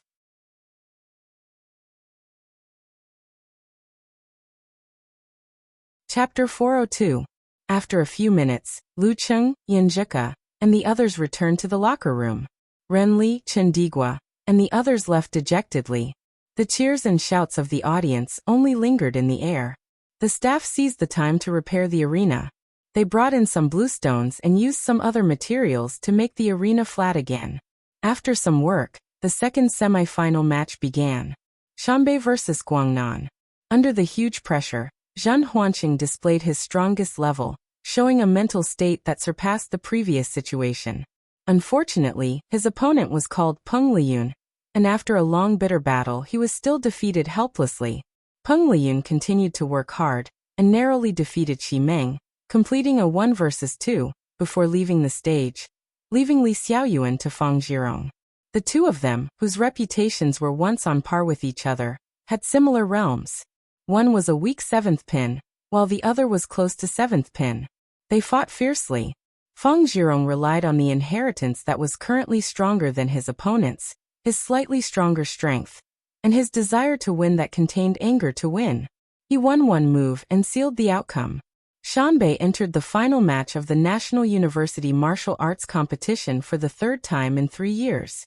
Before that, they had won the championship twice. Sometimes, it was not that you were not strong enough or did not work hard enough. It was just that some people were stronger than you and worked harder. In this match, some special spectators were not as excited and involved as the people around them. Instead, they watched the match with a critical attitude. They were the observers of Haiyuan Club and other forces. They were considering whether Li Xiaoyuan and Fang Zhirong were worth roping in. If so, how much would they be willing to pay? Peng Liyun, Renli Lu Cheng, Lin Ke and Chao Yang, and Zhen Huanqing had already been taken. Only Li Xiaoyuan and Fang Zhirong, who had not joined any forces, were worth roping in. After the wonderful battle, these observers left the martial arts stadium of the Imperial City thoughtfully after they had gained something. In the live broadcast room, the host, Lu Chang, made a concluding speech. Both semifinals were extraordinarily intense and wonderful. We didn't let you down, especially the match between Songqing University and the capital. It had all the elements of anxiety, twists and turns, accidents and small probability. It was definitely a match that could be recorded in the history of university martial arts competitions. Let's congratulate Peng Liyun, Lu Cheng, Lin Kei, and the others for meeting in the final. They came from the same division and met again in the final. In addition, let us also thank and bless Chen Digua and Chaoyang, Zhen Huanxing, and other students who are about to leave the martial arts circle in the university. We thank them for the wonderful battles they have contributed to us in the past 4 years, and we wish them a better and better journey in life. Having said so much, let's get back to the topic. Let's look forward to the winner of the 2 strongest university martial arts clubs in 2 days. Let's see who can pick up the highest honor. On the evening of April 25th, the usual time, old friend, see you there. As soon as he finished speaking, the broadcast screen switched to the currently dilapidated ring. With this as the background, crisp tapping sounds could be heard. 2 lines of content popped out word by word. On April 25th, 7:40 p.m., the final match of the National University Martial Arts Competition. Shanbei University Martial Arts Club vs. Songqing University Martial Arts Club. 1 year of hard work, 1 year of closure. On the bus back to the hotel, Lu Cheng and the others were still immersed in the happiness of winning the capital by a narrow margin. Yes, a narrow margin. If Yen Zheka had been forced to use her 2 trump cards in the previous match, Jiang Kongchan, who had been mentally prepared, would not have been so easily baited. She would have been helplessly trapped in the combo, which gave her more than a 70% chance of winning. The joy of winning against a weak opponent who was sure to be defeated would not last long, because it was a matter of course. However, after racking their brains and finally defeating a strong opponent, the joy and excitement would linger for a long time.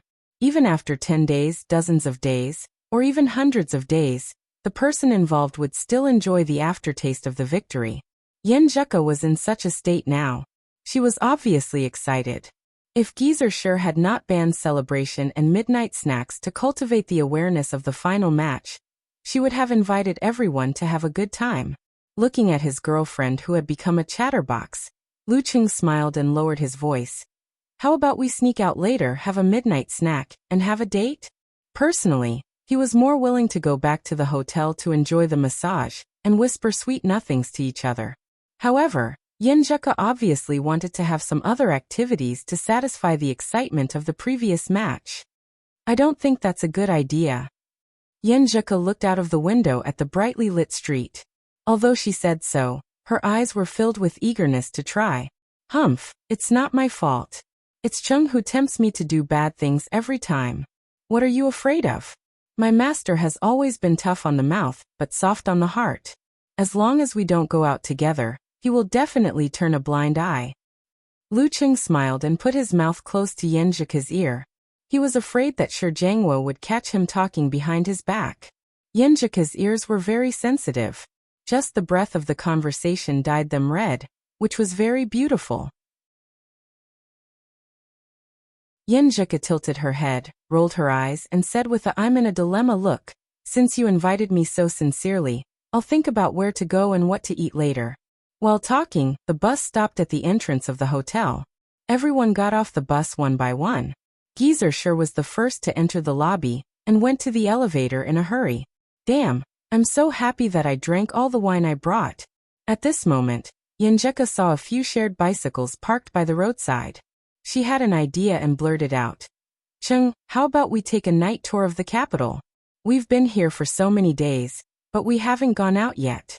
Seeing her beautiful eyes, Lu Cheng was about to agree without any principle. However, Yen Zheka frowned and said in denial, "No, you've been hit by the unique skill of the plague sect and your body is still weak. You can't ride a bike like this." She didn't feel tired at all. Because she won so quickly, she didn't consume much energy. She just used the army formula and the meteor force once. She also pretended to dodge for a while. Under the stimulation of her spirit, she didn't feel tired at all. It's okay. I've recovered. Apart from the negative state, Run Li and I haven't reached our limits yet. Lu Cheng volunteered to comfort her. His spirit was not exhausted. As for his physical strength, there was no problem with the Jindan. At most, his feet were a little light and his foundation was not very stable. No, Yenjika shook her head sadly. She pursed her lips and pretended to think, hoping to find a way to get the best of both worlds. Suddenly, she showed her dimples and said with a smile, "How about this? I'll take a night tour of the capital. In the past, you carried me on your back. This time I'll do it." Lu Cheng was stunned for a moment, and then he replied with interest, "Okay." He wasn't worried that Ka wouldn't be able to carry him since he had gained a lot of weight. After all, she had practiced the swordsman formula, and was now a top professional ninth pin fighter with vigorous chi and blood. When she got tired, he could just take her place. He would satisfy her whims first. Then it's decided. Yenjika raised her chin, looking very charming. But as soon as she finished speaking, she frowned again. There's no back seat on a shared bicycle. How could he carry her? How could such a big piece of orange fit in that small storage box? This is a very specific problem, Lu Cheng thought, thinking of a solution. At this moment, Little Ming came over and said with a sly smile, "You need a bike with a back seat? You heard that?" Lu Cheng asked, "Wait, shouldn't you be in the hotel? Just like the others." "I'm waiting for my Fang Yuan," Kai Zongming said seriously. "You were talking so loudly that I could hear you from 5 meters away. If not for our crosstalk friendship, I wouldn't have come to help." Lu Cheng understood what he meant. He asked in surprise, "You have a solution?" "Of course, my Fang Yuan school is not far from here. She rides here every time. She has her own car with a back seat." Kai Zongming smiled and said, "Tell me, how are you going to thank me? I won't hurt you for 3 days?" Lu Cheng asked tentatively. "What kind of thank you is this? How about this? Teach me the hand gestures and pronunciation of the 9 words formula later. I don't want you to teach me your secret knowledge, but to correct my self-taught content," Little Ming said without hesitation. It's useless to only know the hand gestures and pronunciation without specific visualization. Lu Cheng was a little confused. "I have my own use," Kai Zongming said proudly. Lu Cheng suddenly understood and said with amusement, "Have you heard of the story of the boy who cried wolf?" "Don't worry about it." Kai Zongming laughed. After the deal, he walked out to greet Fang Yuan. Yenjika pursed her lips and tried to hold back her laughter. "Cheng, I'm suddenly looking forward to your crosstalk combo. Cough, it's hard to come up with a good line." Lu Cheng pretended to be serious and made the girl laugh again. After a few minutes, Fang Yuan, who was wearing dark clothes, arrived and lent her bicycle to them. After thanking her, they pushed the bicycle to the side of the road. Yenjika looked at her watch and said, "We don't have much time. Let's go somewhere closer." "Okay. I'll do whatever Coach Yen says. Wherever you go, I'll follow," Lu Cheng said with a smile. Yenjika rolled her eyes at him and got on the bicycle. She got into position, patted the back seat and said with a smile, "Come, I'll take you to play. I feel like you're kidnapping me." Lu Cheng chuckled and sat sideways on the bicycle, holding on to the support. "Let's go." Yenjika was very excited and raised her voice. She stepped on the pedals and swayed to the other side of the road with Lu Cheng. When she was riding steadily, Lu Cheng put his hands on her soft and slender waist and wrapped them around her front. At the same time, he put his upper body close to her and breathed in the girl's fragrance. It was the first time Yenjika carried a person, and the first time she was hugged like this. Her body suddenly stiffened and the bicycle's track became crooked. "Careful, careful." Lu Cheng quickly adjusted his muscles and changed the center of gravity to help her stabilize. "Don't move your hands," Yenjika said shyly. "I haven't moved my hands." "Put them down and don't move them around." Their voices faded away and the 2 figures left behind a cheerful road. The bicycle started to move again. At this time, the sky was dark and the lights were like rainbows.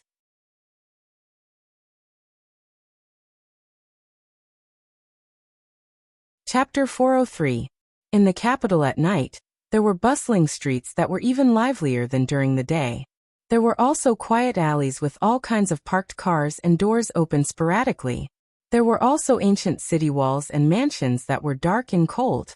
Lu Cheng sat on the back of the bicycle, with Yenjika's hair floating in front of his eyes, her familiar and beautiful fragrance lingering around his nose. her soft and elastic waist in his hands, and her clear and soft voice in his ears. Being carried by her, they passed through the prosperity and warmth of the city, through light and darkness, through ancient history and the present. Between heaven and earth, everything seemed to degenerate into the background, leaving only the bicycle and the two people on it, relying on each other. No matter where they rode, they were fearless. Everything was so beautiful. Sometimes they stopped to take selfies, and sometimes they chatted about the luck of winning the semi-final and the excitement of finally winning it. They also felt the sadness of the capital's elimination, and thought about the difficulties and expectations of the final match against Shanbei. As they talked, their topics diverged. In the night wind, with the swaying trees on both sides of the road, they talked freely about their dreams and common future. They were nervous about being in a foreign country in a year's time, and were sure that each other could overcome the test of distance and time, hold hands and grow old together. Young and frivolous, it was too early to separate. Soon they put this matter behind them, and planned where to go for a holiday on the 1st of May. It was a pity that they had to miss the ranking event, because they were in the final match. For Lu Cheng, it didn't matter whether he participated or not. He was confident that he could still improve himself. In a year or so, he might enter the inhuman stage, and be ranked as professional 5th pin directly. At present, he didn't need a professional 6th pin certificate to show his strength and level. It could be used as a stepping stone to enter the professional team, or get the security requests of the rich. But Yenjika, because of her congenital deficiency, had no way to enter the Dan stage. She wanted to get a professional 9th pin certificate to fulfill one of her wishes. However, she still had a chance in October next year. At that time, as one of the top 2 teams in the division, Songqing University would enter the group stage as the seeded team. They wouldn't need to participate in the first few rounds of the knockout matches, which wouldn't conflict with the ranking event. Secondly, the substitutes would have grown up, and some of them would take time to participate in the ranking event. The lights were bright and the wind was gentle. Yenjika rode the bicycle back to the entrance of the hotel with Lu Cheng. Her eyes were full of spirit and joy. She seemed very happy. Leaving on a whim, and returning on a whim. Along the way, she had the companionship of a lifetime. This was so beautiful that it made her abnormally intoxicated. Which room is Talker staying in? I have to return the key to him. Yenjika locked the car. At this moment, Lu Cheng saw that her shoelaces were untied, so he squatted down and helped her tie them. He laughed and said, "Do you want to knock on the door directly?" "It's not me. It's you." Yenjika lowered her head and smiled, looking at her boyfriend's hair like a little girl. "I can't do that either. Who knows what Talker and his wife are doing right now? Wouldn't knocking on their door be ruining their fun?" Lu Cheng chuckled. "Your mind is so dirty. Do you think we're all like you? You're a playboy." Yenjika spat. "You call this dirty? They've been dating for so many years. It's a serious matter. What if he and Fang Yuan went out on a date?" Lu Cheng finished tying her shoelaces, stood up and said, "I'll call Talker first to make sure he's not in the room, and whether he's doing anything. Then I'll send the key to him. Just to be safe." "Don't." Yenjika suddenly wanted to stop him, but she stopped halfway. "Why?" Lu Cheng asked in bewilderment as he held his phone. Yenjika gave him a look that said, "Are you stupid? You just said not to ruin their fun. How could you forget it in the blink of an eye? It's just a phone call." "Oh." Lu Cheng suddenly understood and snickered. "You know about this too?" Yenjika turned her head and looked to the side. She snorted and said, "I've read so many romance novels and TV series. At the critical moment when the male and female protagonists are about to do something, the phone often rings suddenly. The male protagonist will be very depressed." As she spoke, she laughed in a low voice, as if she was very happy to hear about this kind of thing. Since she didn't have enough time in her daily life, she rarely read novels and TV series. She often had to rely on Li Liantong to teach her the latest popular scenes. "Yeah, he'll definitely be very depressed." Lu Cheng agreed with a smile. "Then I'll send a message to Talker. Actually, based on my understanding of Little Ming and his rich life experience, he'll definitely turn off his phone and unplug the guest room's telephone line at critical moments." That's why I suggested calling him directly. Why else would he be called the Casanova? Okay. Yenjika nodded twice like a chick pecking at rice. Lu Qing quickly tapped on the keyboard on his screen and sent a message to Kai Zhongming. Smirk. Is anyone home? If not, I'll knock on your door directly. For a moment no one answered. Lu Qing put away his phone and looked at Yenjika with a smile. He spread his hands and said, Am I right? Humph. Yenjika glared at him and said, Then I'll leave the key with you. When he replies, you can give it to him. If it's past bedtime, you can return it tomorrow morning. While speaking, she handed the key to Lu Qing, then bent down and pinched her calf. She said with a smile, I've been carrying you for so long, now it's your turn to give me a massage to relax. During their date in the capital, she refused Lu Cheng's request to change shifts several times. Under the curious gazes of passers-by, she carried her boyfriend and finished the whole journey. Okay. Lu Cheng was also full of expectations. Hearing his answer, Yenjika suddenly thought of something and blushed. You promised me that you wouldn't take advantage of me tonight, she said. You promised me that you wouldn't take advantage of me tonight. How can I massage you if I don't take advantage of you? Lu Qing chuckled. I mean, in that sense. Yenjika glared at him, feeling both angry and amused. Under the light, she was so beautiful that it was breathtaking. Okay, I won't take advantage of you, Lu Qing said as he pulled Ku into the elevator. Hee, if you don't take advantage of me, you can take advantage of other things. Besides, how can you call it taking advantage of a boyfriend and a girlfriend? Chung, why are you smiling so wretchedly? Yenjika looked at her boyfriend suspiciously. Of course not. Look at my righteous face. Lu Qing pointed to his forehead. While talking and laughing, they arrived at the floor where they were staying and stopped at the door of the girl's room. For some reason, they both quieted down at the same time. The atmosphere became quite subtle. In the dim light, something was surging secretly. I'm opening the door. Yenjika didn't understand why she blurted out such nonsense. Lu Qing was about to speak when the phone in his trouser pocket vibrated violently, breaking the atmosphere. Yenjika suddenly thought of something and covered her mouth to laugh, trembling. Helplessly taking out his phone, Lu Qing found that it was his mother, Qi Fong. He had no choice but to accept the call. Yenjika didn't swipe her card. She leaned against the door and looked at her boyfriend with a smile. Hey Qing, are you okay? I heard from the commentator that you were hit by some martial arts of the plague sect. It seemed to be very powerful. Qi Fong asked directly. She and Lu Jisheng had been paying attention to the national competition. Previously, she called to ask about her son right after the competition ended. Later, when Lu Cheng and the others were celebrating, the surrounding environment was too noisy, so she changed the usual time to 10 o'clock. I'm fine. This kind of martial arts only affects me for a short time. Mom, listen to my voice. Is it full of energy? Lu Qing comforted her. That's good. Qi Fong smiled. The commentator praised you so much that I felt a little embarrassed. Your dad was so happy that he specially went to open a bottle of wine. Speaking of this, she suddenly felt that something was wrong. Your dad is deliberately looking for an excuse to drink, right? Mom is so wise. Lu Qing betrayed his father, Lu Jisheng, without any guilt. Qi Fong rambled for a while and suddenly mentioned casually. The girl in your martial arts club. Yenjika, yes, Yenjika. Is she also from Xiaoshan No. 1 middle school? I remember seeing her once or twice when I went to your school. Mom actually took the initiative to mention Yenjika. Lu Qing blinked at Yenjika and replied to Qi Fong with a smile. Yes, she's from the next class. We just happened to be admitted to Songqing University together. This is fate.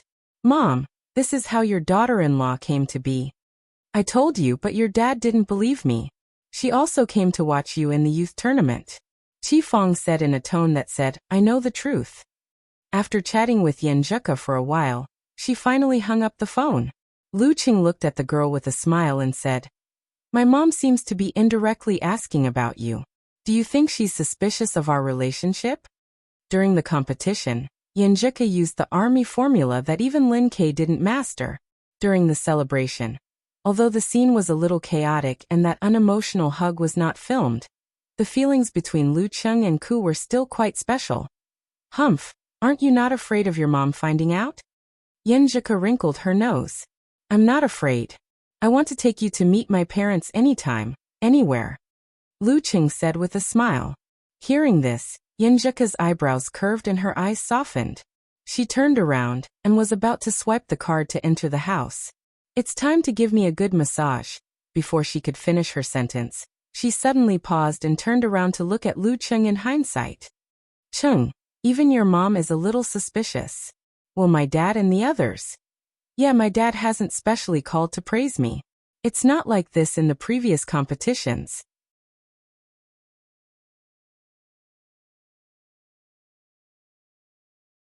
Chapter 404. Lu Cheng thought about it seriously and came to a terrifying conclusion. I think it's possible. Even my mom, who doesn't know Ko well, has sensed something, let alone my father-in-law, who has always doted on his daughter. While speaking, he looked at the closed door and said half-jokingly, Ko, do you think your dad and Empress Dowager are sitting inside, waiting for us to come in? Are you stupid? Even if they came to the capital in advance, I have the room card. They can't get in. Yenjika rolled her eyes and swiped the door card. After a beep, she pushed the door open and walked in. She paused for a moment, as if she was really afraid to see her parents. Fortunately, it was empty inside, neatly tidied up, and the faint fragrance of a girl's residence floated in the air. I'm just worried that you'll be nervous, so I'm trying to ease the atmosphere. Lu Cheng chuckled and followed her in. After closing the door behind him, he asked, Ku, what should we do if your dad really finds out? If he finds out, I'll take you home. Yenjika raised her hand and stammered. Finally, she said those words resolutely. Phew. After making up her mind, she calmed down a lot. She took out her phone and dialed Empress Dowager Ji Mingyu's number. She still didn't dare to face her father directly, so she decided to take a roundabout way. Well, a roundabout way. Although Lu Cheng was full of confidence, he was still a little uneasy when it came to the girl's elders. After all, some people couldn't do anything right, but they were more than enough to spoil things. It was easy to ruin the relationship between him and Ko by talking about family matters. This was also the reason why he didn't mind dating Ko secretly after winning the provincial youth tournament. Before their relationship was completely stable and they were about to get married, if the elders who felt good about themselves interfered and messed things up, they might accidentally have conflicts. And when there were too many conflicts, their feelings for each other would fade away. Therefore, when Yenjika was waiting for the call to go through, he subconsciously slowed down his breathing. Of course, he was also prepared to deal with whatever came. Hello, Mom? After a while, Yenjika said in a sweet voice. On the other end of the phone, Ji Mingyu chuckled. You're finally willing to call back? Mom, how can you say that? When have I not talked to you? I won such an important game today. Can't I share it with you? Yenjika blushed and retorted in a coquettish tone. In the end, she asked, Where's Dad? Tonight, the Empress Dowager sent me a few messages praising me, but my father didn't respond. Your father? Ji Mingyu suddenly snorted. He's buying a ticket to the capital. Yenjika was dumbfounded. Lu Cheng was shocked. Ji Mingyu appreciated her daughter's reaction very much. She smiled and said, Isn't it normal for a father-in-law to want to see the hairy son-in-law who stole his little cabbage? He knows? Yenjika stammered. Would his father do something extreme?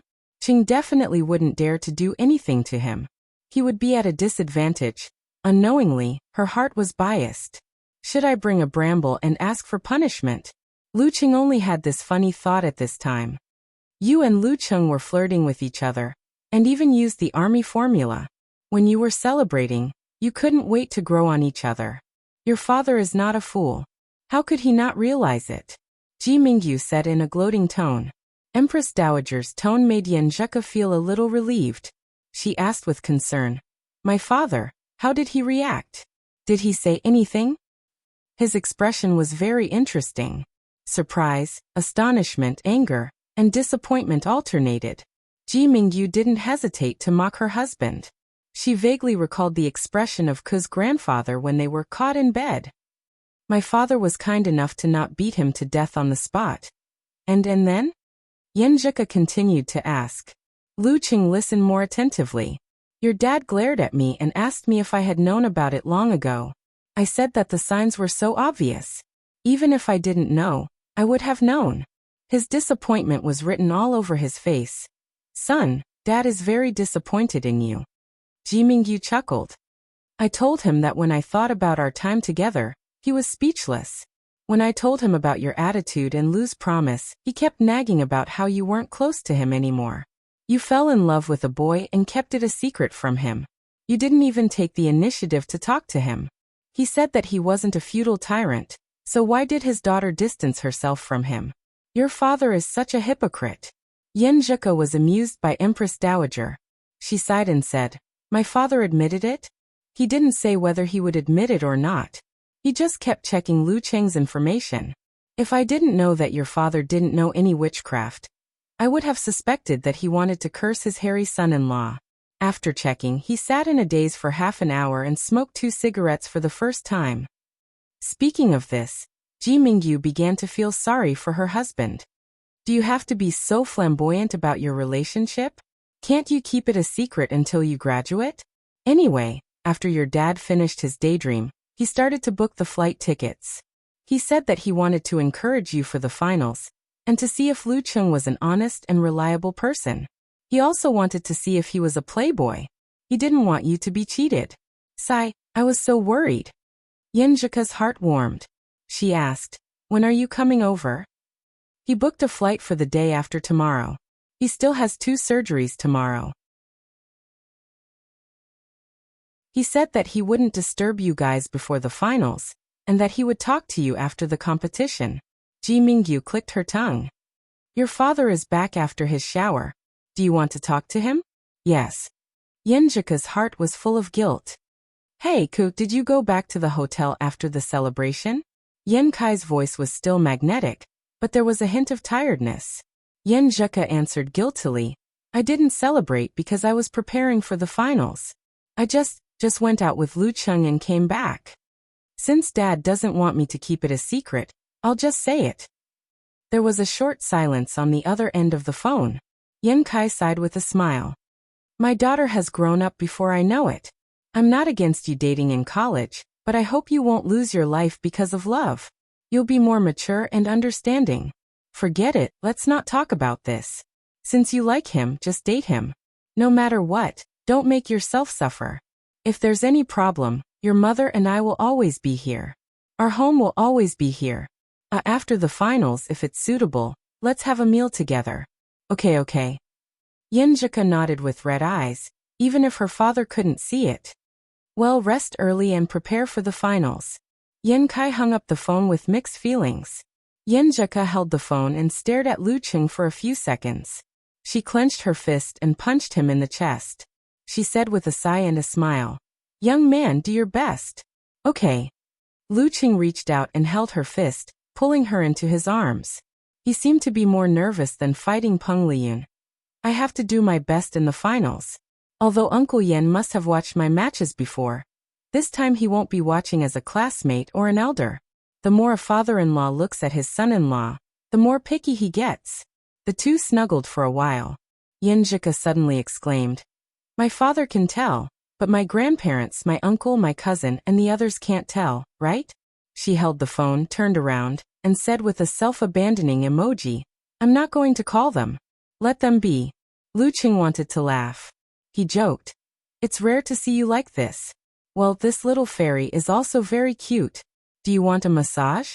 Yes. Yenjika ground her teeth. Lying on the bed, she enjoyed the comfort of the tremors slowly relaxing her muscles. Half reminiscing and half sighing, she said, My mom said that before I was born, my dad had always hoped that I would be a girl. After his wish came true, he bought a bunch of books on family education, from the infant stage to the teenage stage. Whenever he had time, he would study hard, hoping to be a good father. Father-in-law is very thoughtful and interesting. Lu Cheng praised. He felt that Yenjika was not in the right mood for intimacy, so he stopped thinking about it and focused on the massage and chatting with her. He was not a brainless person who only thought about that kind of thing. My dad has high expectations of me. He hopes that I can be my own woman, have a mature outlook on life, love and marriage, and realize my dreams and goals. Yenjika said with a little guilt, feeling that she had failed to live up to her dad's expectations. But I don't regret it. As they talked and chatted, time passed by. After washing up, the girl fell asleep in the comfortable massage. Lu Chung, who had returned the key, stayed behind. In the dark night, hugging the soft and fragrant body, he felt his heart was full, neither empty nor lacking. He opened his eyes and stared at the ceiling. He thought about meeting his father-in-law, the finals, and Shanbei. I wonder what Peng Liyun is doing now. The thought flashed through his mind. He closed his eyes and fell into a deep sleep.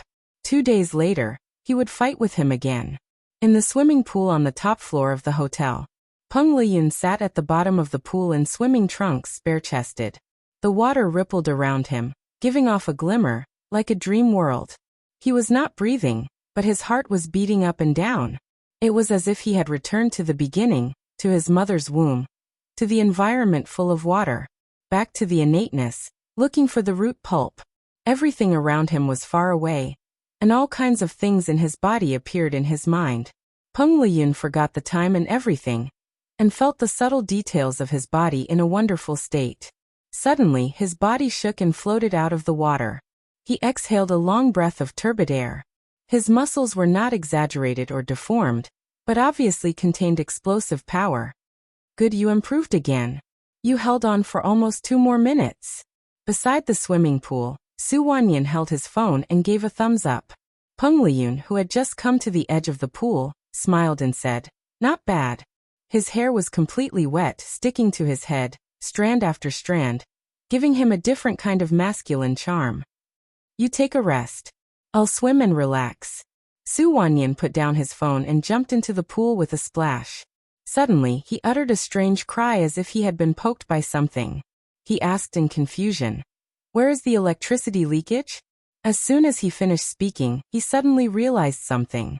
He stepped on the water and raised his head to look at Peng Liyun, who was in a daze on the deck chair.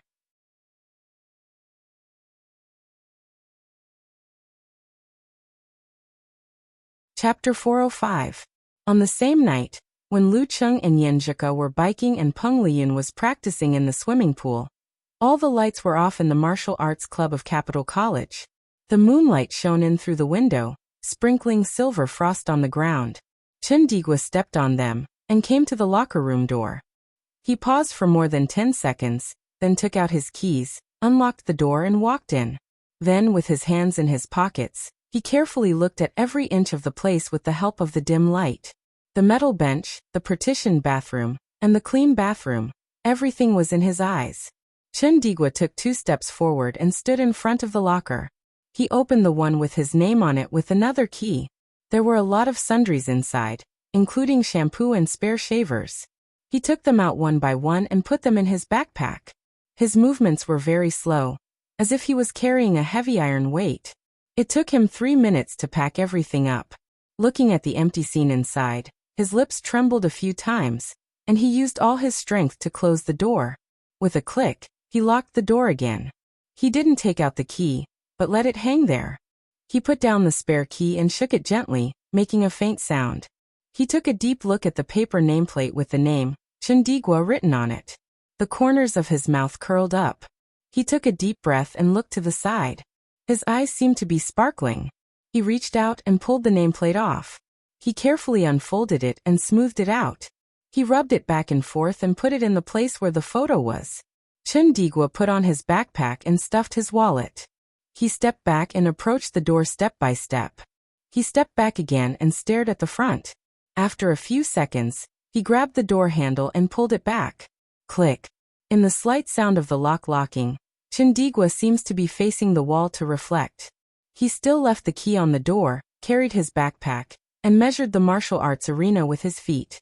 There was a strength training room with numerous equipment, an arena with slightly old stone steps, a total of 5 levels of seats for spectators, and a wide field where various traces of training could be vaguely seen. Step by step, slowly and heavily, Chindigua finally entered the honor room.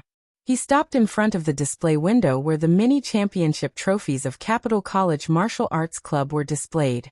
He reached out his hand again, but all he felt was the cold glass. After hovering for a moment, he withdrew his right palm, turned around, and walked outside. The backpack on his back wasn't big, as if he hadn't taken anything with him.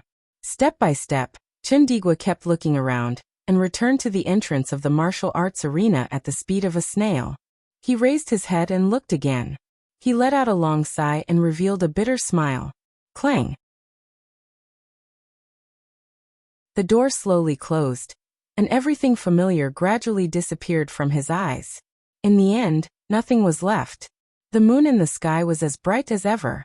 Chindigua turned around and left. His figure stretched out and swayed as he walked further and further away. In the shadows outside the martial arts club's office, the long-haired Run Li and the plain-looking Shen Yu looked at each other quietly. Neither of them spoke nor stood out. After a long time, there were two more sighs.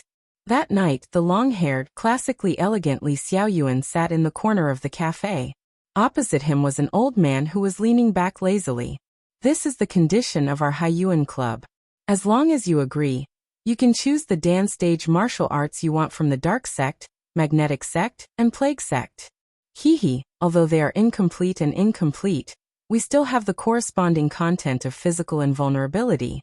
The old man in the dark retro martial arts suit smiled and said, "We're not in the top professional competitions yet, but you should know that witches grow very quickly. It won't be a problem for this old man to fight for another 5 years. Besides, we're also inviting other mighty ones with physical invulnerability to nurture potential reserves from the martial arts school. In short, we'll definitely be one of the 12 superpowers before you graduate." Sounds good. Li Xiaoyuan took a sip of black tea and nodded with a smile. Are you interested? The old man raised his eyebrows and smiled.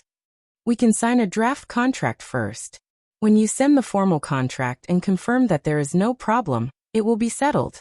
Li Xiaoyuan said casually, as if this was not an important decision for his martial arts life, but just a matter of going to the supermarket to buy something. No, he would be conflicted about what to buy at the supermarket, but he was not. The old man was surprised and said, "Are you not going to think about it or talk about it? It's settled?" The other party agreed so quickly that he felt it was unreal. There is a reason for this. Li Xiaoyuan smiled. Is there a special reason? The old man asked with interest. Li Xiaoyuan took another sip of black tea and said, "My dad grew up watching you compete." The old man was stunned. You are already 20. And your dad is probably in his 40s. Growing up watching me compete. What an unpleasant compliment. Just as the old man was sighing, Li Xiaoyuan laughed and added, "Actually, this is a joke." The old man was speechless. The real reason is that you are the first to formally invite me. Li Xiaoyuan leaned back in his chair and replied with a smile. You are not joking? The old man asked worriedly. Do I look like the kind of person who keeps joking? Li Xiaoyuan asked seriously. The old man pondered for a moment and said, "Then let's sign a draft agreement first." 2 days passed in the blink of an eye. For most martial artists, this time would not bring any improvement. On April 25th, the sky was blue and the clouds were white in the capital. The temperature was moderate. When they left the hotel and entered the bus, it was not yet dusk. Everything was so bright. The bus stopped and moved, and it did not take long for them to arrive at the martial arts arena in the capital. There were already groups of 2 or 3 people gathered there, looking relaxed. When they were about to get off the bus, Yinjika's phone suddenly vibrated and rang. It was from Empress Dowager. "Hello, Mom, are you cheering for me in advance?" Yinjika tried to make her tone light, not letting her parents feel that she was nervous about the competition. No matter how good her psychological quality was, it was inevitable for her to feel nervous in the face of the final competition that she had fought for a year, no more than a year. Ji Mingyu chuckled and said, "We are here to watch the competition. Isn't that cheering for you? Your dad and I have been waiting in the cafe outside. We saw your bus coming." Why are you here so early?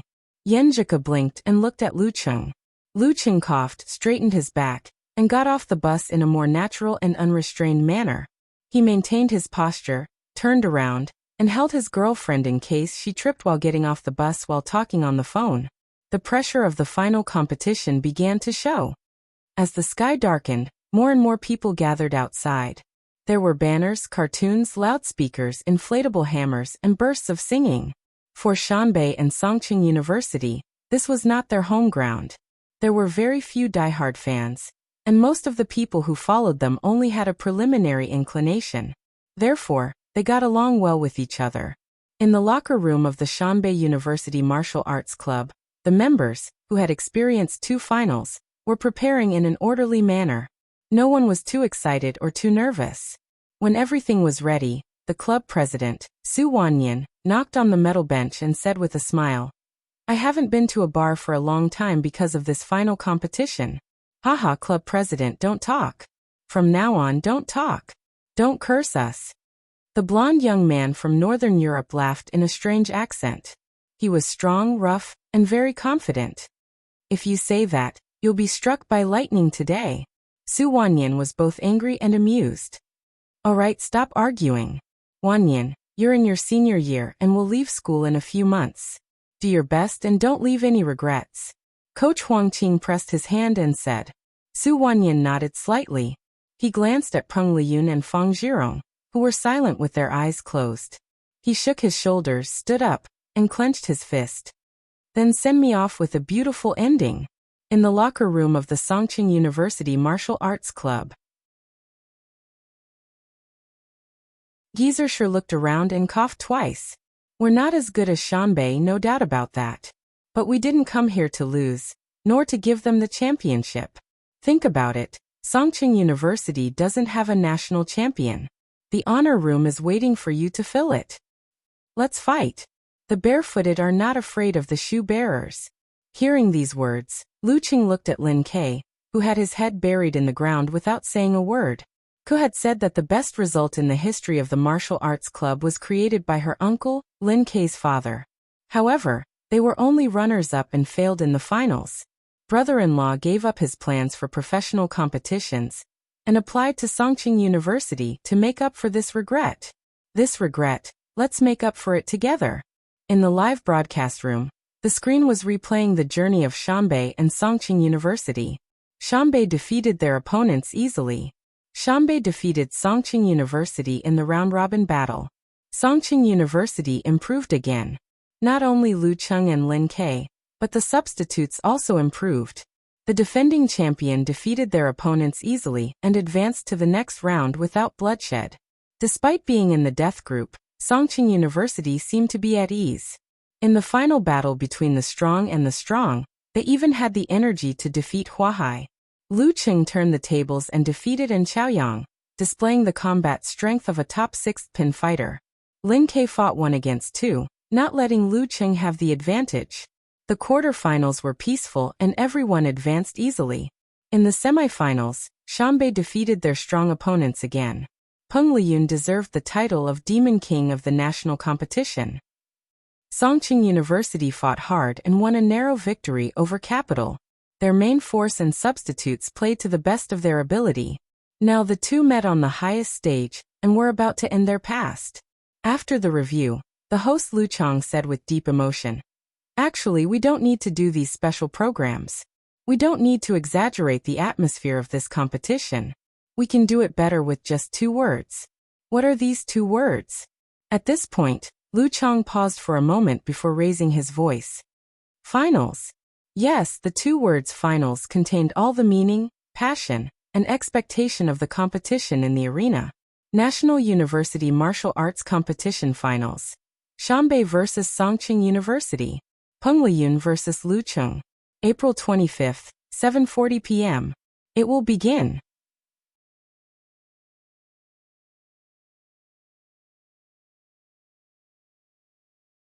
Chapter 406. The Finals. Yan Xiaoling, who was wearing headphones, became nervous when she heard the host Lu Chang. Her body trembled slightly, and her breathing became a little irregular. Is this the atmosphere of the finals? Is this the feeling of the finals? She browsed the forum and saw that her wish post had gone up a few floors. She saw that Unparalleled Dragon King, Road to the Arena, and Okamoto's fan were talking loudly, arguing about what Songqing University should do to seize the last bit of hope and win the final victory.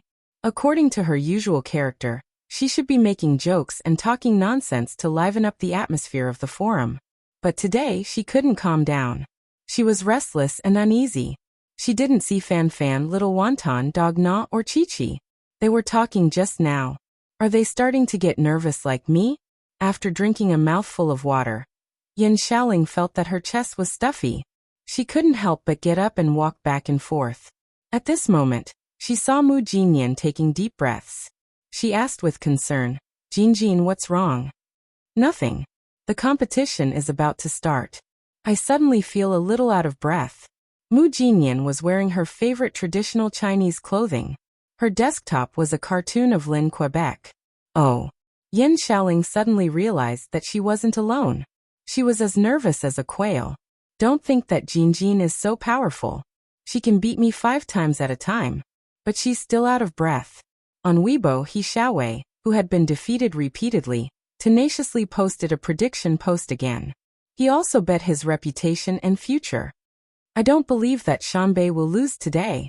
No matter how one looked at it, they were bound to win. If they lose, I'll change my nickname to Poison Milk Hierarch. You can call me whatever you want in the future. During this period of time, he had become a lot more popular. Many replies were popping up under his post. Damn, the mysterious power from the east is starting to show its power. I'm kneeling before Shanbei. What should I do? Should I take off my pants and bet on Songqing University? I'm asking for answers online. It's urgent. Just you wait. If Shanbei loses tonight, I'll send you a car full of blades. Can the power of the poison healer really change one's fate? Amidst the teasing, all-knowing man in ganghood, who had disappeared for more than 2 days, quietly posted on Weibo. I'm not going to make any predictions. I'm just going to tell everyone a piece of news. Peng Liyun has already stepped through that door, and is starting to transform into an inhuman. You should know what this means. Breaking through was a process, not a node. After clicking send, all-knowing man in ganghood heaved a sigh of relief. He felt that the depression he had been feeling for the past few days had been greatly alleviated. Then he picked up his cup of water and took a sip. He refreshed the page and saw the new reply. In other words, for Peng Liyun to truly reach the inhuman stage, it would take another 10 days to half a month. All-knowing man in ganghood spat out a mouthful of water, messing up his computer screen. Although that's not wrong, that's not the main point I want to express. The beginning of the transformation meant that something miraculous was happening. It also meant that Peng Liyun's strength had increased to a certain extent. Shanbei, which already had a great advantage, would easily defeat Songqing. No, they would sweep Songqing clean. Pulling out a tissue and wiping the screen clean, he saw the follow-up comments. Damn, Poison Milk Hierarch just started to work. Peng Liyun is going to defy the natural order. Is he going to break Poison Milk's supernatural ability head-on? Although your analysis and predictions are not very accurate, and your subjective bias is too obvious, the insider information is always very accurate. As expected of all-knowing man in ganghood. This, as a student of Songqing University, I can only pray that they won't lose too badly tonight. 3-2 is the best. Peng Liyun's transformation is really timely. As expected of the big devil. Seeing these discussions, Yin Xiaoling and Brahmin became even more nervous, and their breathing became increasingly labored. In the stands of the martial arts arena of the capital city, Yen Kai habitually held Ji Mingyu's hand with his right hand, and looked at the center of the arena with a solemn expression. Don't look like that. You look like you have a deep grudge against Lu, Ji Mingyu joked with her husband. I don't think so. Yen Kai touched his cheek with his left hand. He didn't think there was anything wrong with his expression. Ji Mingyu shook her head and smiled. You. Ku will grow up sooner or later. There will be a boy she likes sooner or later. She will have her own family sooner or later. It's just a matter of 2 or 3 years earlier. I'm just worried that a student relationship won't last, and that Ko will be hurt. At this age, everyone is still too immature and idealistic. Yin Kai sighed. You're the only one who worries. She's also my daughter. I'll keep an eye on her. Ji Mingyu curled her lips and looked at the arena. She whispered, don't think about it. Just focus on the competition. This is the final. I've never fought in a final in my life. Yin Kai nodded slightly and looked around. He felt that the atmosphere of the final was slowly fermenting. In the live broadcast room, the host Lu Chang turned to the guest commentator Chen Sanxing and said, Sanxing, I don't think you've predicted the outcome of the final this time. Chen Sanxing smiled and said, because it's relatively easy to predict. There's no need to post it on Weibo. Peng Liyun has shown that he is better than Ren Li and Lu Qing in the previous matches. But this is not his limit. He can start the process of transformation at any time. In this way, even if he can't complete the 1v2, Fang Zhirong can easily defeat the remaining one after a hard battle. Yan Zheka has shown the strength of a top professional ninth pin. She has a lot of tricks and unpredictable fighting styles. But not to mention Fang Zhirong, even Su Wanyan, the Jinx, can easily defeat her. No matter how you look at it, Shanbei has a 70% to 80% chance of winning.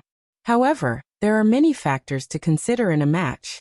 For example, improvisation and mutual promotion. For example, Lu Qing is very good at restraining Su Wanyan. Even if he has little HP left, he can still beat him. So if a similar situation occurs, Songqing University also has a chance of winning. It depends on how hard they work to create such a situation. A 20% to 30% chance of winning is not a hopeless situation. I hope Songqing University won't be discouraged, won't give up, and fight with spirit and style. Lu Chang couldn't help but laugh. Are you cursing Songqing University with your last words? No, I'm sincere. Chen Sanxing shook his head and smiled. I know. Sincere cursing. Lu Chang joked. They tried to cooperate with the director to make the atmosphere more solemn and tense. In the locker room of the Shanbei University Martial Arts Club, the young coach Huang Qing looked at his watch and stood up. This is the final match. Once you make a mistake, there's no way to make up for it. Let me remind you, don't be careless and lose. We'll welcome Songqing University in the toughest way possible. Liyun, you go first. Don't worry about the rest. Win as many as you can. Peng Liyun woke up from his trance, and the light in his eyes gradually gathered. He nodded slightly and said, okay. His tone was calm, not generous, not impassioned, as if it was a matter of course. Zhirong, you go second. Try not to let Wanyan fight. Huang Qing looked at Fang Zhirong. Fang Zhirong knew the importance of the final match, Lu Cheng's current terrifying level, and Lin Kei's current strength, so he didn't fight to be the vanguard. He gritted his teeth and said, okay. Huang Qing looked at Su Wanyan and said with a smile, if you really have the chance to fight, it's up to you whether the ending is beautiful or sad. Do you understand? Yes. Go all out. Su Wanyan shook his fist and said loudly. His emotions infected Bernhard and the other substitutes as they followed suit and shouted, come on. Go all out. In the locker room of the Songqing University Martial Arts Club, Gieserscher was about to arrange the order of the day's matches when Lin Kei stepped forward and said in a deep voice, Coach Scher, I want to go first. This. Lu Qing and Yan Zheka looked at each other in surprise. They didn't say anything and waited for Comrade Sher Jiangwo to say. Gieserscher was not surprised. He laughed and said, you have to think carefully. The first one to fight is likely to meet Peng Liyun in his peak state. I don't want to discourage you, but you are likely to lose. Lin Kei didn't look at the others but stared at Gieserscher. I know, but this is the only way we can win. In the previous battles, Lu Qing didn't have a chance to show his strength. Only by making good use of this can we have a chance to win against Shanbei. Since reaching the level of professional sixth pin, Lu Qing hadn't shown the advantage of the Jindan to make up for his strength except for the battle with An Chaoyang and Piao Yuan. In that battle, he had reached the limit because he was in a desperate situation, and hurriedly used his power of blaze.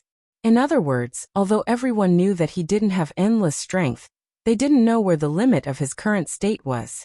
Of course, it was foreseeable that he could last longer than other sixth-pin fighters. Gizershur just nodded and didn't say anything. Lin Ke continued. Lu Qing is only a little weaker than Peng Liyun. If I can try my best and consume more of Peng Liyun's energy, he may have a chance to win.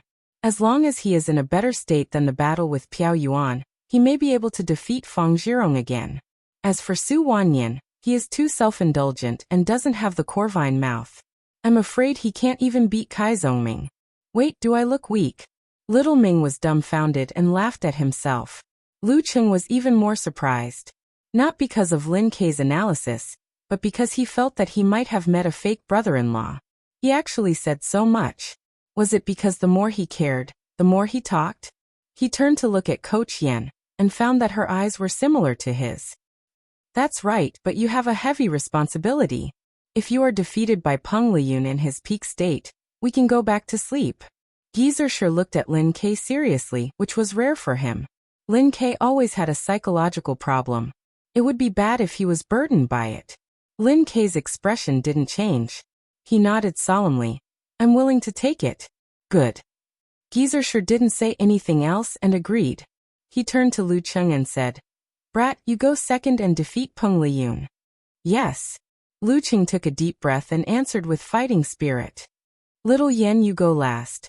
If you are lucky enough to meet Su Wanyan, don't be afraid. Just don't give him a chance to speak. Gizershur looked at Yen Zhika with a smile. Yes. Yen Zhika nodded hard. Gizershur laughed and looked around at Li Mao, Sun Jian, Hezi, Kai Zhongming and the others. Do you feel sorry that I didn't give you a chance to play? No. Kai Zhongming answered immediately. I like it the most. Coach, sure, think about it. We don't have to do anything but shout 666 when Cheng and Lin Ke win the game. Then we can wait for the prize money. What a wonderful thing. Looking at Little Ming's shameless face, Gizershur was speechless for a while. Time flew. In the blink of an eye, the final match was about to begin. In the locker rooms of both sides, the team members spontaneously formed a circle. The team from Shanbei put their hands on top of each other and shook them. Then they suddenly shouted, Champion! On the team of Songqing University, Lu Qing and the others still had their arms around each other's shoulders and shouted in unison. Victory is ours! Clang! The doors of both locker rooms opened together. Under the leadership of Lu Qing and Peng Liyun, the team members of Songqing University and Shanbei University filed out and walked into the spotlight. At this time, the referee also stepped into the arena to check the time. April 25, 7:40 p.m., the final match of the National University Martial Arts Competition officially began.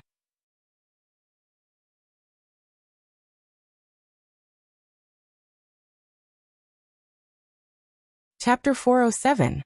The night was as dark as ink, and neon lights were flashing in the city. The martial arts stadium was packed with people, shouting champion, champion. Suddenly the announcer extended his voice and shouted, Mr. The first round of the finals of this year's National University Martial Arts Competition. Peng Liyun. Lin Ke. With a boom, the two names were exchanged for a heat wave that could overturn the roof. Most of the audience present tore their throats open, letting go of all restraint, forgetting themselves to vent the passion that was usually restrained in their bodies.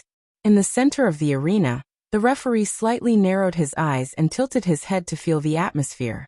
He suddenly sighed.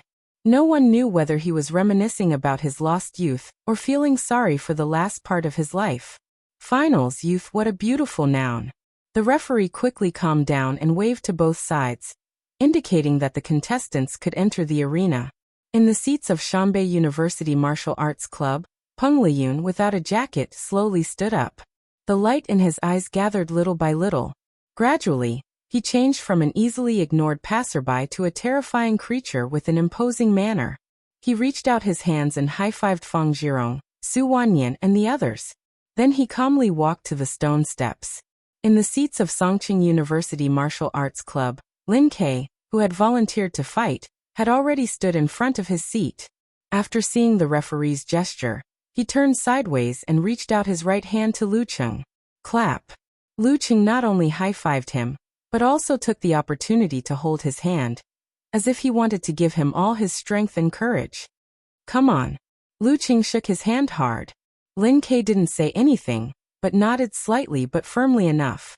With Lu Cheng's demonstration, Yan Zhika, Kai Zongming Li Mao, and Sun Jian also shook Lin Ke's hand while high-fiving, as if they wanted to turn their blessings and expectations into extra strength for him. Come on. Come on. Come on. In the sincere voices, Lin Ke responded to them one by one. Then he turned around and walked step by step, staring at the arena. The arena was illuminated by the spotlights. It was so dazzling that it seemed like a dream. It was no different from the previous matches. However, Lin Ke was in a trance. He felt that what he was seeing was beginning to overlap with the scenes in his memories from many years ago. That was also the arena shrouded in light. That was also the venue for the finals. That was also where the members of Songqing University Martial Arts Club gathered solemnly. However, at that time, he could only watch from the stands. He could not do anything about the outcome of the battle, nor could he do anything about the grief of his father, big brothers, and big sisters. And now, I will take their place and ascend to this place of glory. I will use my own fists and feet to fight to avoid regret. I've walked for so many years, and now I'm finally here. In the studio, the guest commentator, Chun Sansheng, sighed. Songqing University has indeed adopted the riskiest and most promising strategy. Yes. The host Lu Chang agreed. If Lin Ke can exhaust Peng Liyun, then Songqing University will have a higher chance of winning the championship. However, if Lin Ke is defeated by Peng Liyun, then Songqing University will have almost no chance of making a comeback. I think the latter is more likely to happen. After all, there is a precedent. You can't say that. In December last year, Lin Ke was defeated by Peng Liyun. However, at that time, he had a hard fight with Fang Zhirong. At that time, he had at most 20 to 30% of his strength left. In the following half year, he improved by leaps and bounds and reached the level of a strong 7th pin. He is no longer an amateur. Correspondingly, Peng Liyun has indeed improved, but the extent of his improvement is obviously not as great as Lin Ke's. In fact, the gap between the two has narrowed. Chun Sansheng expressed his opinion. The inhuman stage was a barrier. Even with Peng Liyun's ability, it was inevitable that he would reach a bottleneck and his strength would stagnate. Lu Chang chuckled. Sansheng, you have to consider another factor. Peng Liyun, who defeated Lin Ke so quickly last year, obviously didn't use his full strength. That's true. Besides, if Peng Liyun has started to transform, then it must be accompanied by a certain degree of improvement. Chun Sansheng paused. We can only know the specific situation after the fight. He didn't make a judgment or prediction because he didn't have enough information. However, his attitude and inclination in his words were self-evident. The stone steps under his feet reduced layer by layer, and the road shortened inch by inch. Lin Ke finally saw the real appearance of the arena and finally saw Peng Liyun, who was climbing up step by step. At this moment, he suddenly felt that his opponent was tall and majestic, as if the endless and unfathomable magnificence of nature made people feel small and awestruck, as if they were witnessing a thunderstorm or a starry sky. His body and mind trembled involuntarily. The imposing manner of a sixth-pin fighter was oppressive. This made Lin Ke realize that Peng Liyun, who fought with him in December last year, didn't use his full strength at all.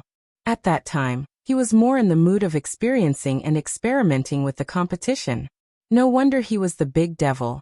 Lin Ke didn't have a similar skill yet, so he couldn't counterattack. He could only suppress his emotions and guard himself, not moving at all. His eyes were as deep as a lake, and his heart was like the boundless sky carrying meteors. The two of them stood in their predetermined positions. Lu Cheng and Yan Zhika adjusted their sitting postures. The audience held their breaths, and the smell of gunpowder in the final match could be triggered at any moment. The referee checked his watch, raised his right hand, and shouted loudly, "Conversation time starts now." Lin Ke immediately closed his eyes, thinking about something, preparing for something. Peng Liyun slowly lowered his waist and got into a fighting posture. With a smile on his face, he didn't disturb his opponent's thoughts. He had the bearing of a grandmaster. As time passed, everything in the arena seemed to be stagnant. Only Peng Liyun's natural and harmonious movements showed the feeling of reality.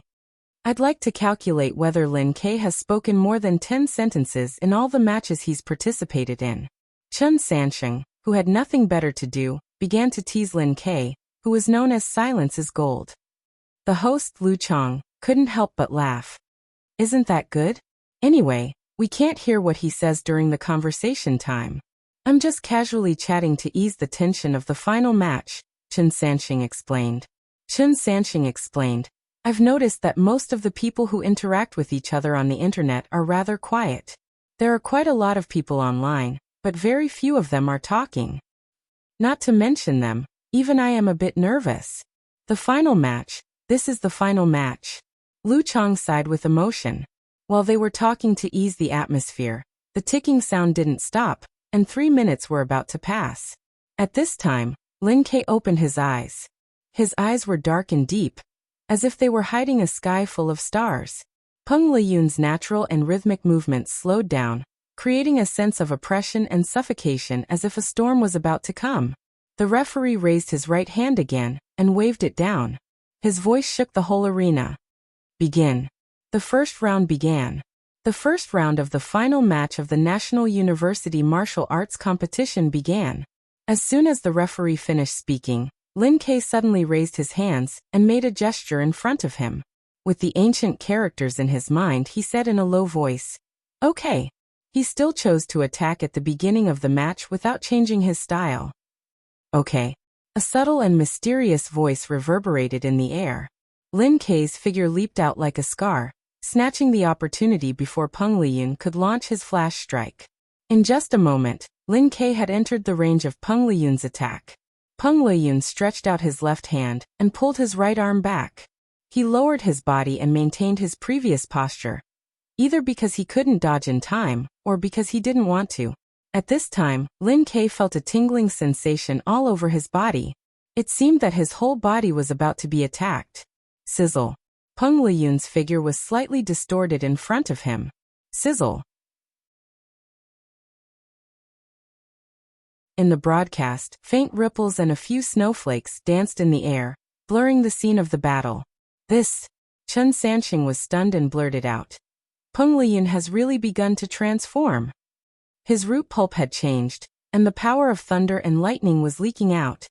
Transformation. Lu Chong murmured to herself, unable to hide her surprise. Although there were rumors pointing out this possibility, it was still shocking to see it with one's own eyes. Once a person transformed, they would no longer be ordinary. Peng Liyun would definitely get the certificate of 5th pin before the end of his junior year. And with the help of the supernatural power of thunder and lightning, with his original strength, it was not impossible for him to defeat 3 opponents by himself today. Songqing University's risk, Lin Ke's risk, seemed to have failed at the beginning. Peng Liyun was indeed the big devil. Hiss. Lu Qing sucked in a breath of cold air and stood up. Not only him but also Yan Zheka, Kai Zongming, and the others all stood up. At the most critical moment, Peng Liyun had made another breakthrough. He was the F*King protagonist. I knew it.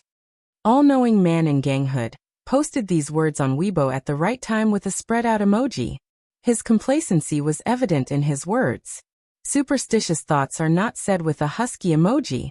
See, this is the heavenly son of the age. In Lu Cheng's fan forum, Unparalleled Dragon King sighed, covering his face. If Peng Liyun defeated 3 opponents by himself because of his breakthrough, then it's because poison can't change one's fate. This is what it means to be favored by luck. While everyone was shocked and lamenting, the situation on the field had changed. Lin Ke's whole body was tingling and numb, as if every inch of his skin was in contact with some static electricity. His absolute reaction appeared. When his senses were in chaos, he suddenly stopped and braked.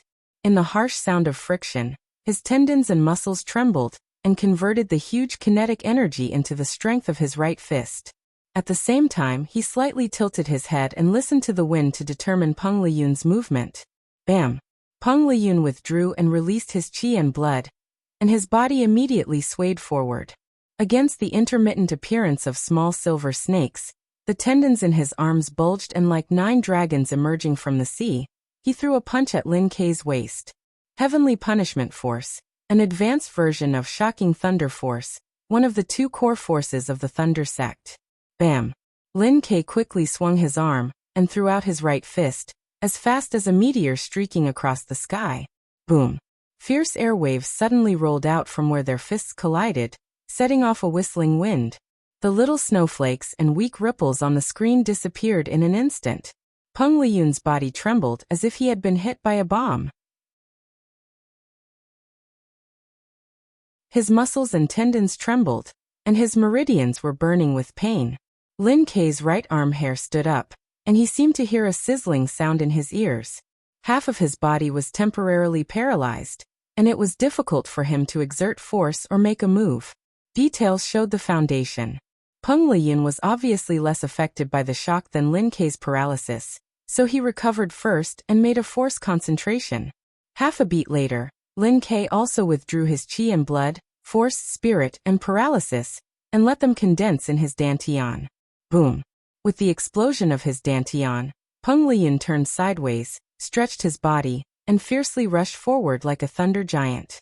Lin Kei was still half a beat slower. He could only follow suit and spurt out his dantian qi, bulging his muscles, and collide head-on with Peng Liyun. Since his senses were affected by the static electricity and he misjudged the enemy's attack, he fell one step behind and kept falling behind. Bam! The muffled sound was so loud that it penetrated the cheers and shouts of the audience. Lin Kei couldn't bear it and his body swayed backward, retreating. Just as he was about to reverse his qi and blood to stabilize his center of gravity, Peng Liyun smoothly and naturally pressed and swung his waist. Like a floating cloud, he suddenly bounced forward and closed in on Lin Quebec Thunder Sect. 36th move, flash attack. As soon as he closed in, the light in Peng Liyun's eyes condensed, so bright that it was like 2 bolts of lightning had broken through the darkness. The visualization in his mind kept changing, and finally fixed on a cyan jade talisman floating in the void. The strokes on it were like lightning, twisting into a ball to form complex characters. Sizzle. Silver flashed, and yin and yang clashed. Thunder Sect, 11th move, simplified physical invulnerability, Peng Liyun's exclusive modification, Thunder Seal. Bam! Peng Liyun's body swelled, and every muscle seemed to be filled with blood. At this moment, he was the thunder god who had descended to the earth. Using his fist as a hammer, he fiercely chopped down to deliver punishment on behalf of God. Zzz. His fist was surrounded by a layer of faintly discernible electric snakes. At this stage, his simplified physical invulnerability was no less inferior than Liu Cheng's. Lin Kei had no time to dodge, so he had to use force concentration to stabilize his body. In the explosion of Dan Qi, his muscles and tendons bulged, and he threw out his left fist like a dragon coiling around his body to block Peng Liyun's attack. Bam! With a deafening sound, the 2 greenish-black fists were temporarily frozen in the air. Lin Kei's eyes lit up with flashing electric lights. His hair stood up, and smoke seemed to come out of his 7 apertures. His muscles trembled automatically, and he felt paralyzed all over. He stood there like a statue. His mind was desperately directing his actions, but his body didn't cooperate at all. It was difficult for him to complete force concentration. Peng Liyun, who didn't use the explosive power of Dan Force, took a few steps back. Then he stabilized himself and bounced forward naturally. He pounced on Lin Kei, who was still in a state of paralysis. He shook his shoulders and was about to throw out his arms. As expected, Chun Sanqing exclaimed in the live broadcast room. Lin Kei was going to be defeated by Peng Liyun. It wasn't that he didn't work hard enough or that he wasn't strong enough, but that his opponent was too terrifying. In front of the computer screen, Yin Xiaoling covered her eyes with her hands. She didn't dare to watch the next scene, and the upcoming ending. Mu Jinyan clenched her teeth, and her eyes showed unbearable sadness. In the seats of the Songqing University Martial Arts Club, Lu Cheng, Yin Zhika, and the others didn't do anything else. They were all staring at the arena, watching Peng Liyun throw out his arm and hit Lin Kei's temple in slow motion. At this time, Even if Lin K recovered a little from the paralysis and could perform force concentration, it was too late. Good. All-knowing man in ganghood waved his fist. This is the ending. This is the real definition of the heavenly son of the age. When Lin K's paralysis was just relieved, his deep eyes reflected Peng Liyun's fist that was getting bigger and bigger. In his senses, everything around him seemed to be still. Only Peng Liyun and his fist were left in the world. Only thoughts flashed in his mind.